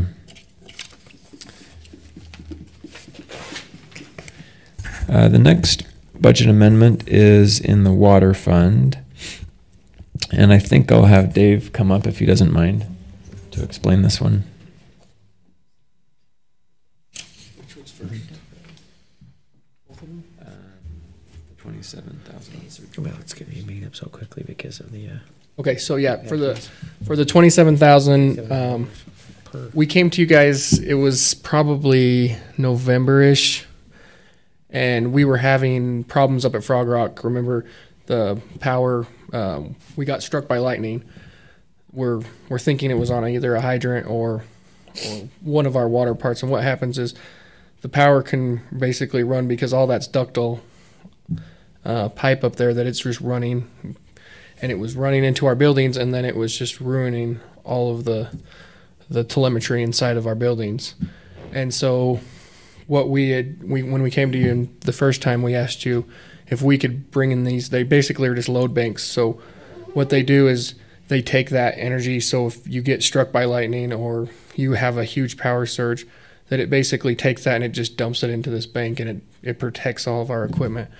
When we got our equipment ruined last fall, it was about $8,000 just in one building at one, with one strike. And so we to do all of the buildings in our water department, it'd be $27,483.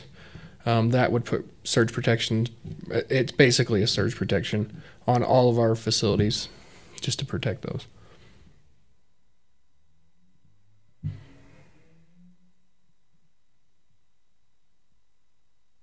Any questions about that? The second one is on our meter changeouts.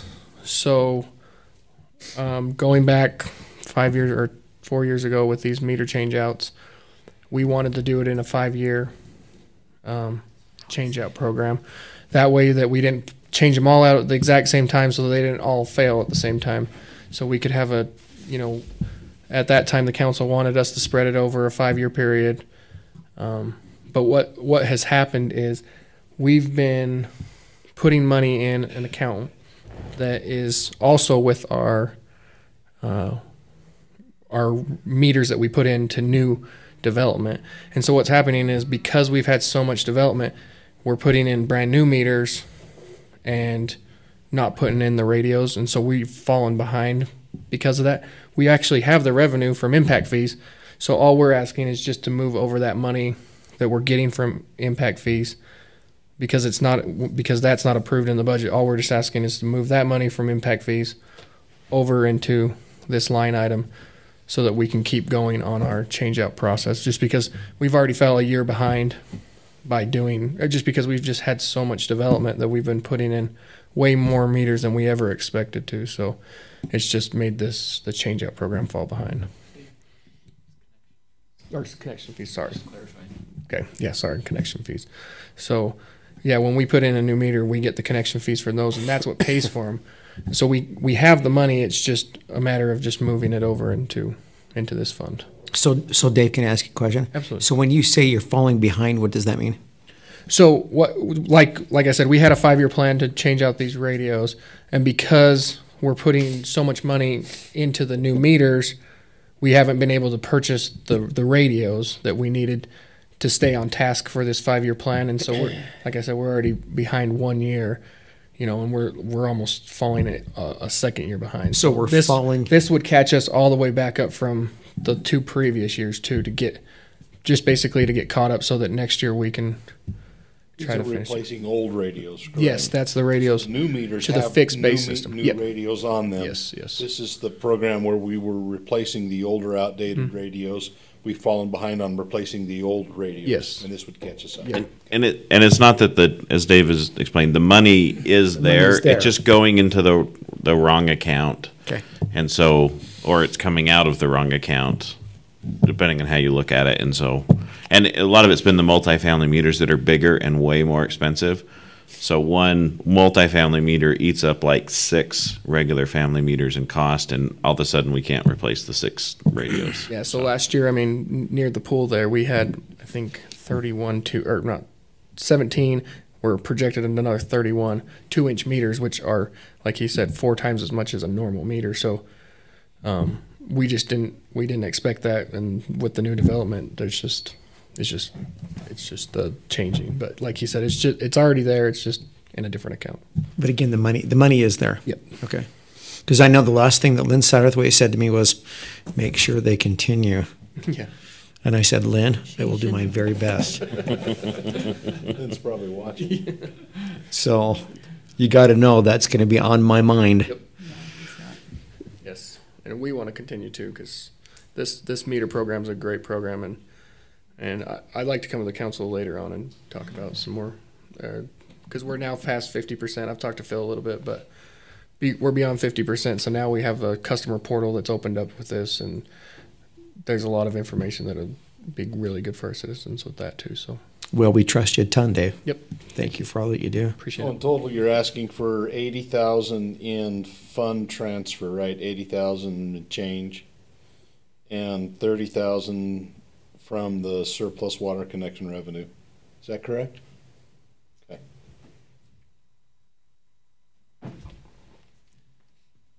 So what that means is, let's see, 80,483 is coming from fund balance, which is revenues from previous years, and then 30,000 is current year revenues in excess of what we originally budgeted. Does that make sense? So of the funds, what exactly does fund balance mean? That's what's left? Right, so Just clarify that for me. Fund balance is revenues left over from previous years that were not spent. Okay. Carryover. Yeah. Okay.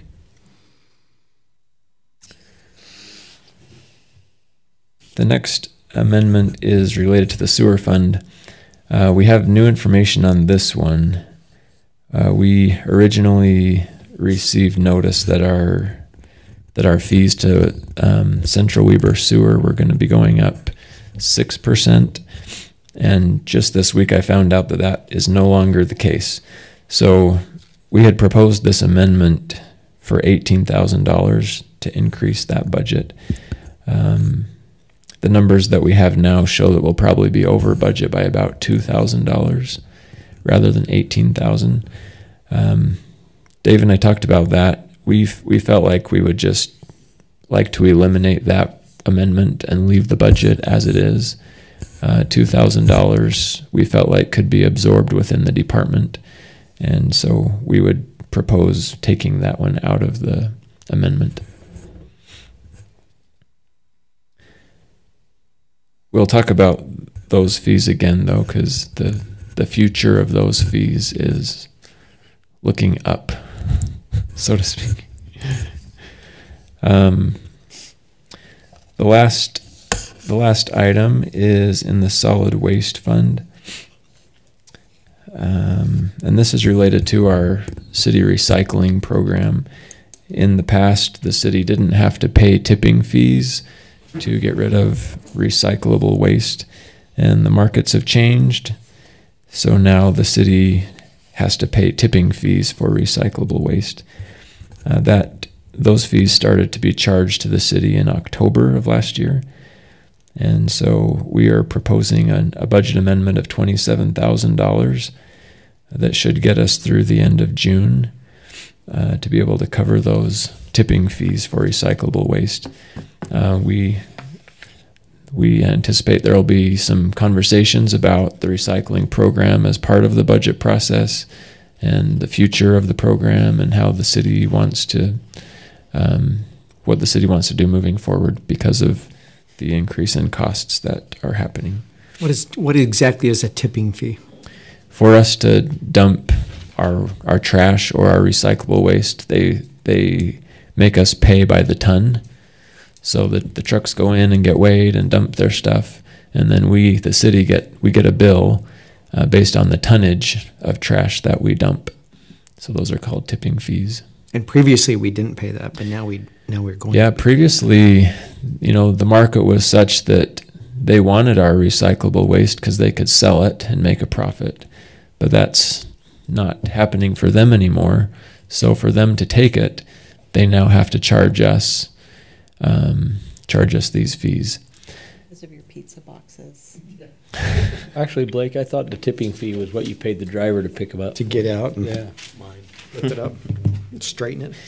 It's actually getting to the point where the recyclable tipping fees are more expensive than the regular trash tipping fees. Yeah, it's recycling's crazy right now. You start to wonder about if it's worth it or not. But we'll have some more in-depth discussions on that later on. We just want to get through the fiscal year. The council can change that policy at any time. If that's something that's more urgent to you than July 1st, then we can have that discussion. You mean not participating in, what are you talking about when we change what?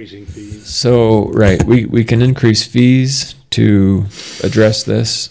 We can talk about other possibilities related to recycling, whether it's worth continuing at the costs that we're seeing, or maybe there are other creative ways of addressing the problem.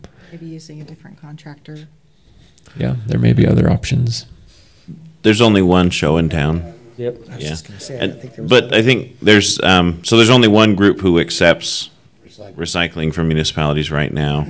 And basically what we pay them is they get everything dumped at their facility, they sort through it, and then everything they don't pull out, they then put in a dump truck and take it to the dump, and they charge us what they pay at the dump when they tip it. And so it's, the biggest thing that we might need to look at as we go down this road is, are we incentivizing recycling the right way? Right now, an extra recycling can is like $3.50 a month, and I might be wrong, $2.50, and then an extra garbage can is $18, $19, $21. And so there is a chance that people are getting an extra recycling can and filling it with trash and adding to the problem. So there might be some things that we do to rework that system so that trash is going into trash and helping clean up the recycle stream. We'll There's talk no to that. regulations on our recycling. So when Republic picks up our recycling cans, there's some cities that actually go and they have regulations on, there's people monitoring and seeing if they're actually putting in recyclable goods.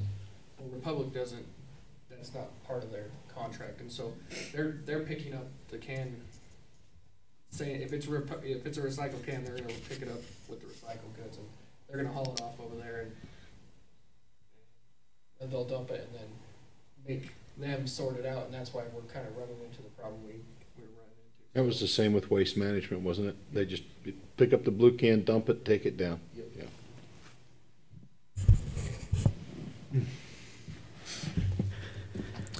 Any questions of the council, Evan? So that's all of the proposed amendments. Do you have the ordinance up there, John? Yeah, the public hearing. Yes, so this is the ordinance, council, and you're right, there will be a public hearing, but this is the line here for Central Weber that we would be deleting as part of because we're not going to do the increase for that budget line item, correct, Evan? That one and the one right above it. And utility billing? Both of those 52 lines. Okay. One's the revenue and one's the expense. Okay.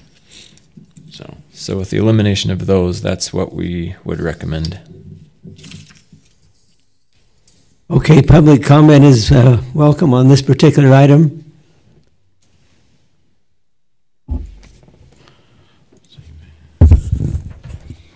Move to close public hearing. Second, third it. It's been moved to close the public hearing by Councilman Swanson and second by Councilwoman Stoker. Is this a roll call? Yeah. Oh, sorry, to close the public hearing, you can just do a voice. Okay. Or, All in favor? Aye. Any opposed? Motion carries. Okay, the next is discussion or action to consider the ordinance amending the budget for fiscal year 2017 and 18. Go, Phil. Ordinance 2018-05. Yes. Mayor, I'd move that we approve ordinance 2018-05, amending our budget for fiscal year 2017-18 as discussed, deleting the items related to the sewer fund. Second. We have a motion to approve the amending the budget for fiscal year 2017 and 18. We have a second by Councilman Turner. Roll call vote. Councilwoman Stoker? Yes. Councilman Swanson? Yes. Councilwoman Fossen? Yes. Councilman Severine? Yes. Councilman Turner? Yes. Motion approved.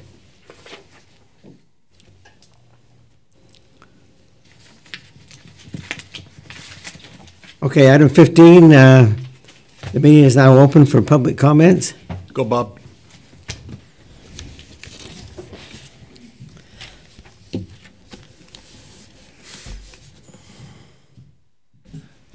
Bob Buswell, 962 East, 3025 North, North Ogden. I'm really thankful for freedom of speech.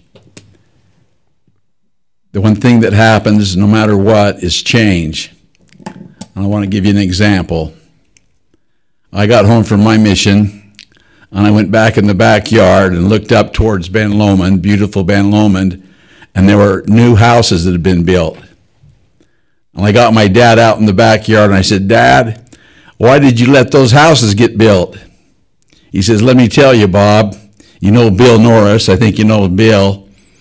Bill got home from his mission years before, and he went out in the backyard with his dad and said, Dad, why did you let the Buswells build that house up there between here and Ben Lomond? Change happens. Thank you for your comment. Do we have comments from our staff? Dave? Tiffany? Jamie? Evan? Annette? John? I do have one, and this is something that came up tonight, and this is part of the reason that, we've encouraged people to go to the UDOT meetings and things. So this was the presentation from the UTA tonight. This line here was actually the most concerning thing to me as someone trying to help the staff or help the city function. They're talking about putting another hand in a pot that is currently only available to cities and counties, which is the money we've used to buy Monroe, expand Washington, buy 2600. And so if UDOT or UTA gets a hand in the pot, that's concerning to me because their lobbying power and their ability to draw those funds will be significant, in my impression.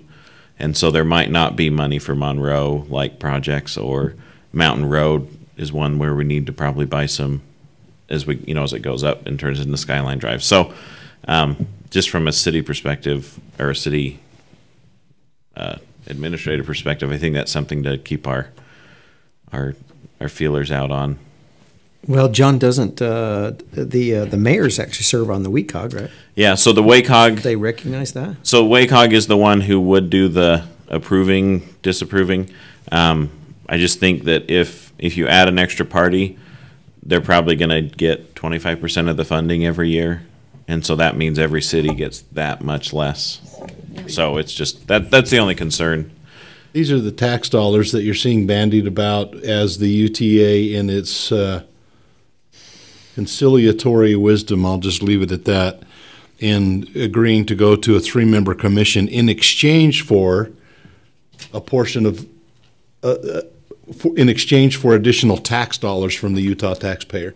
This is where they're getting it, is taking it out of those corridor preservation funds so that the UTA, who's already doing an $88.9 million budget, a bond to cover primarily operational expenses, is now also trying to dip its hand into these funds that'll make it more difficult for us to take care of necessary infrastructure within our communities.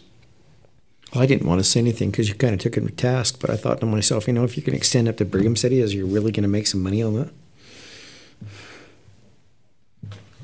As my favorite legislator says, it's a dumpster fire. Adding a transfer What did he say? Only 35 people a day get on. Right, but they should be interviewing people about. But they're not counting the people that show up down at the Ogden Depot. Just drive to the Ogden Depot. My wife drives to Ogden to take the train about 2 or 3 days a week. Yep. I did too. I used to too. Any other comments? Councilwoman Stoker? Yes, just a couple on the UTA thing. I mean, they sold us a bill of goods to even get that station out here, knowing full well they didn't have the right-of-way, saying that they did, but they knew they didn't. So, and then, John, a few weeks ago, the Standard Examiner put in an article on recycling and what you could and could not recycle. Do we want to follow up with that in our own city magazine?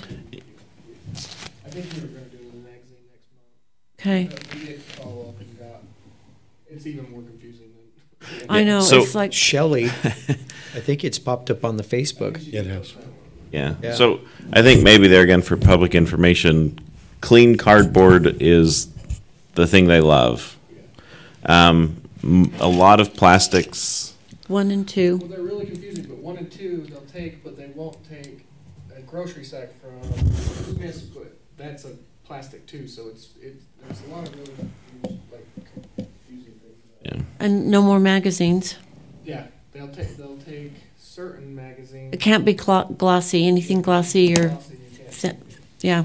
What would you think about having maybe a magnet? Of course, a lot of people have stainless, aluminum refrigerators, but it should be nice maybe to have some kind of a magnet or something where people could go. Oh, that has the little list. Yeah, of all just the send it out and send it in the things. utilities.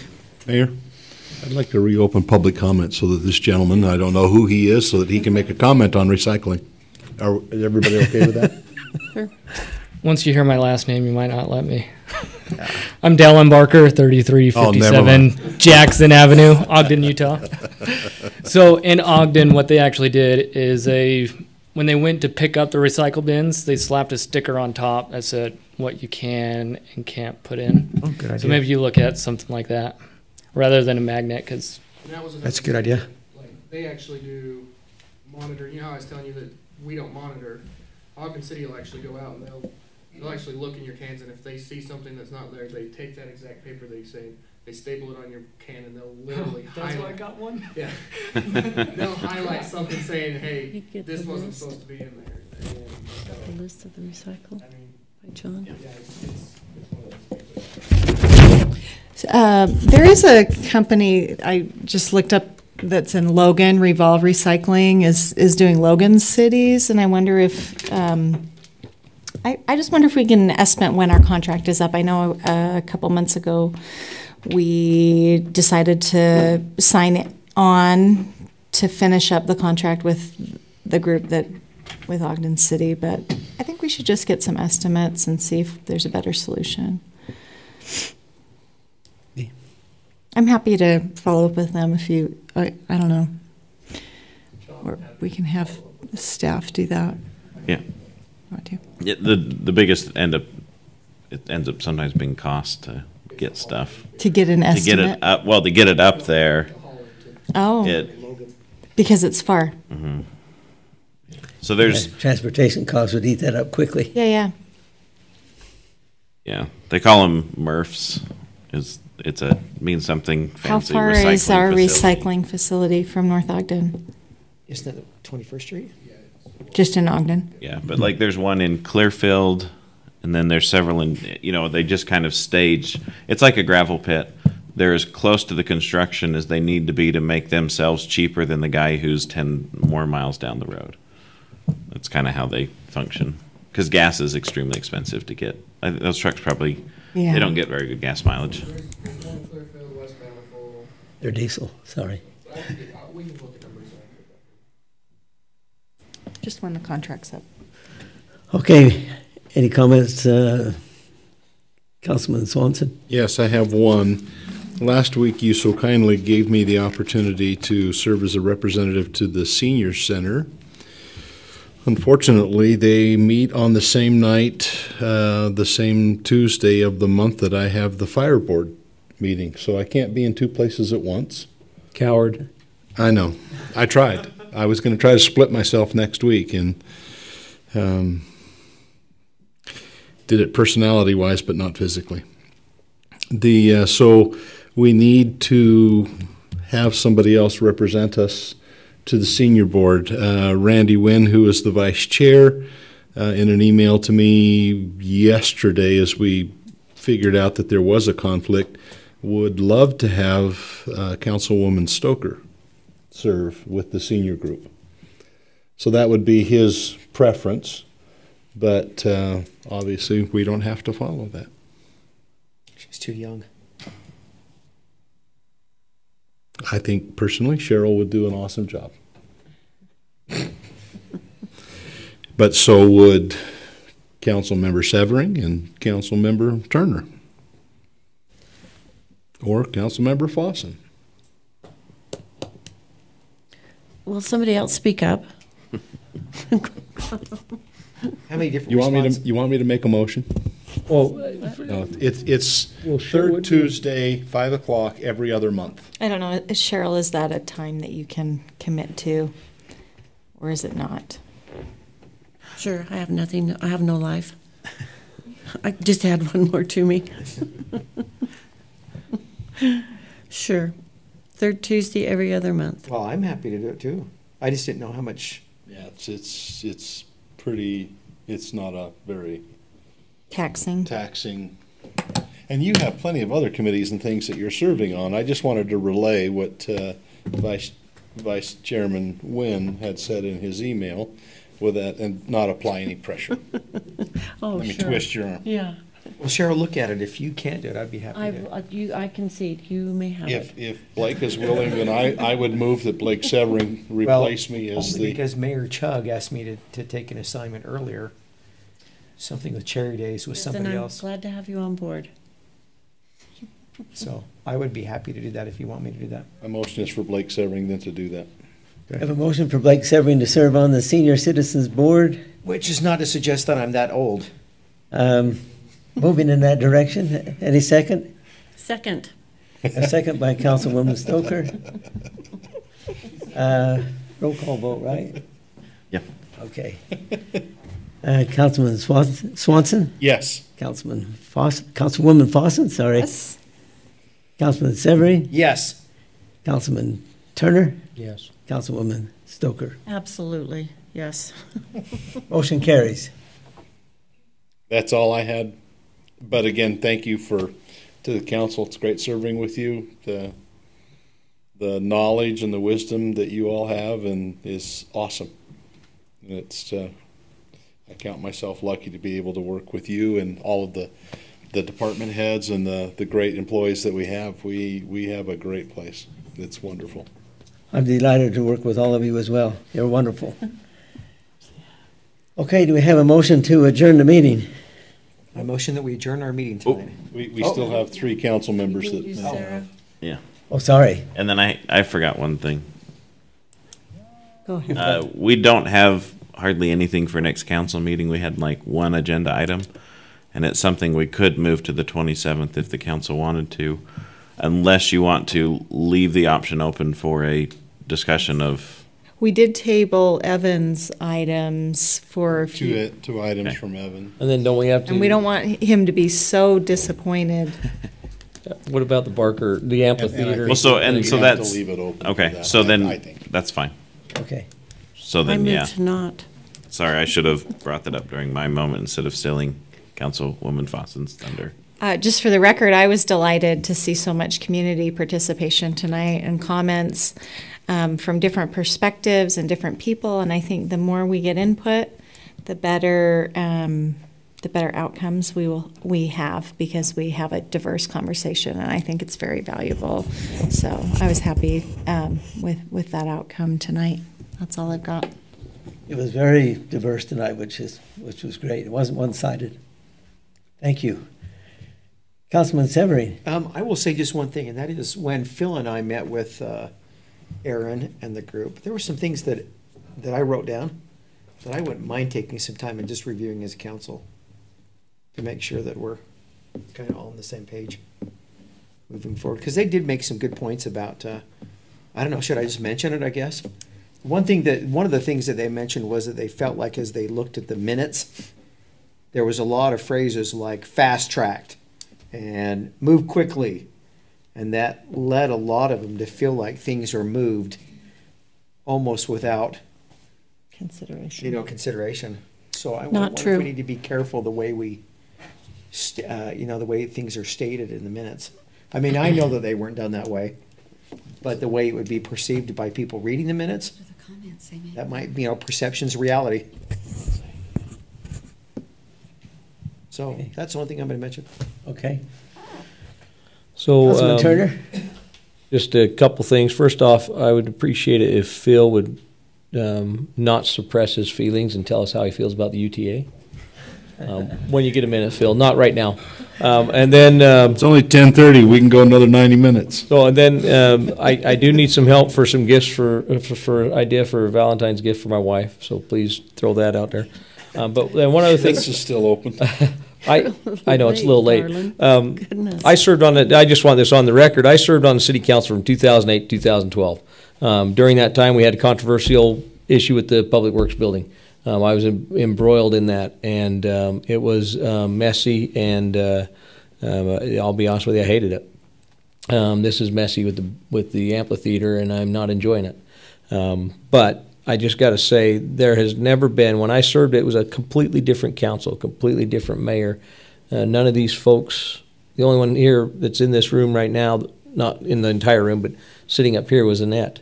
Nobody else was up here except for me, and during 2008, 2012, and some other people were involved in other areas. And there has never, ever been a malicious intent on the city council at that time, nor has there been since I've been on the city council this time to ever try to hurt other areas of the community. We were honestly looking at every avenue it's best for the residents, and at the time we felt like those were the best things for the residents, and we feel like this is the best for the residents now and as a whole. And as I've served on this about the Barker Park Committee, I was on the Barker Park Committee before I was elected this time, and we discussed every inch of that park. We walked every inch of that park as we discussed it, including the amphitheater area, and we've never ever tried to hurt residents, tried to cause heartache and discontent. We're just trying to improve the city for everybody involved. And I just want that known that we truly, and this council here, these four plus Lynn and Jim that served before these two fine people came aboard, we're definitely up on board, and we're always looking for what was best. And so I just wanted that to be stated. So, and then I would love to make a motion to adjourn, but Mayor may have a chance to say something. I don't, so there's then been a motion to adjourn. Yep. Second. We have a second. All in favor? Aye. Any opposed? Yeah. That's hilarious. Enough said. Meeting adjourned.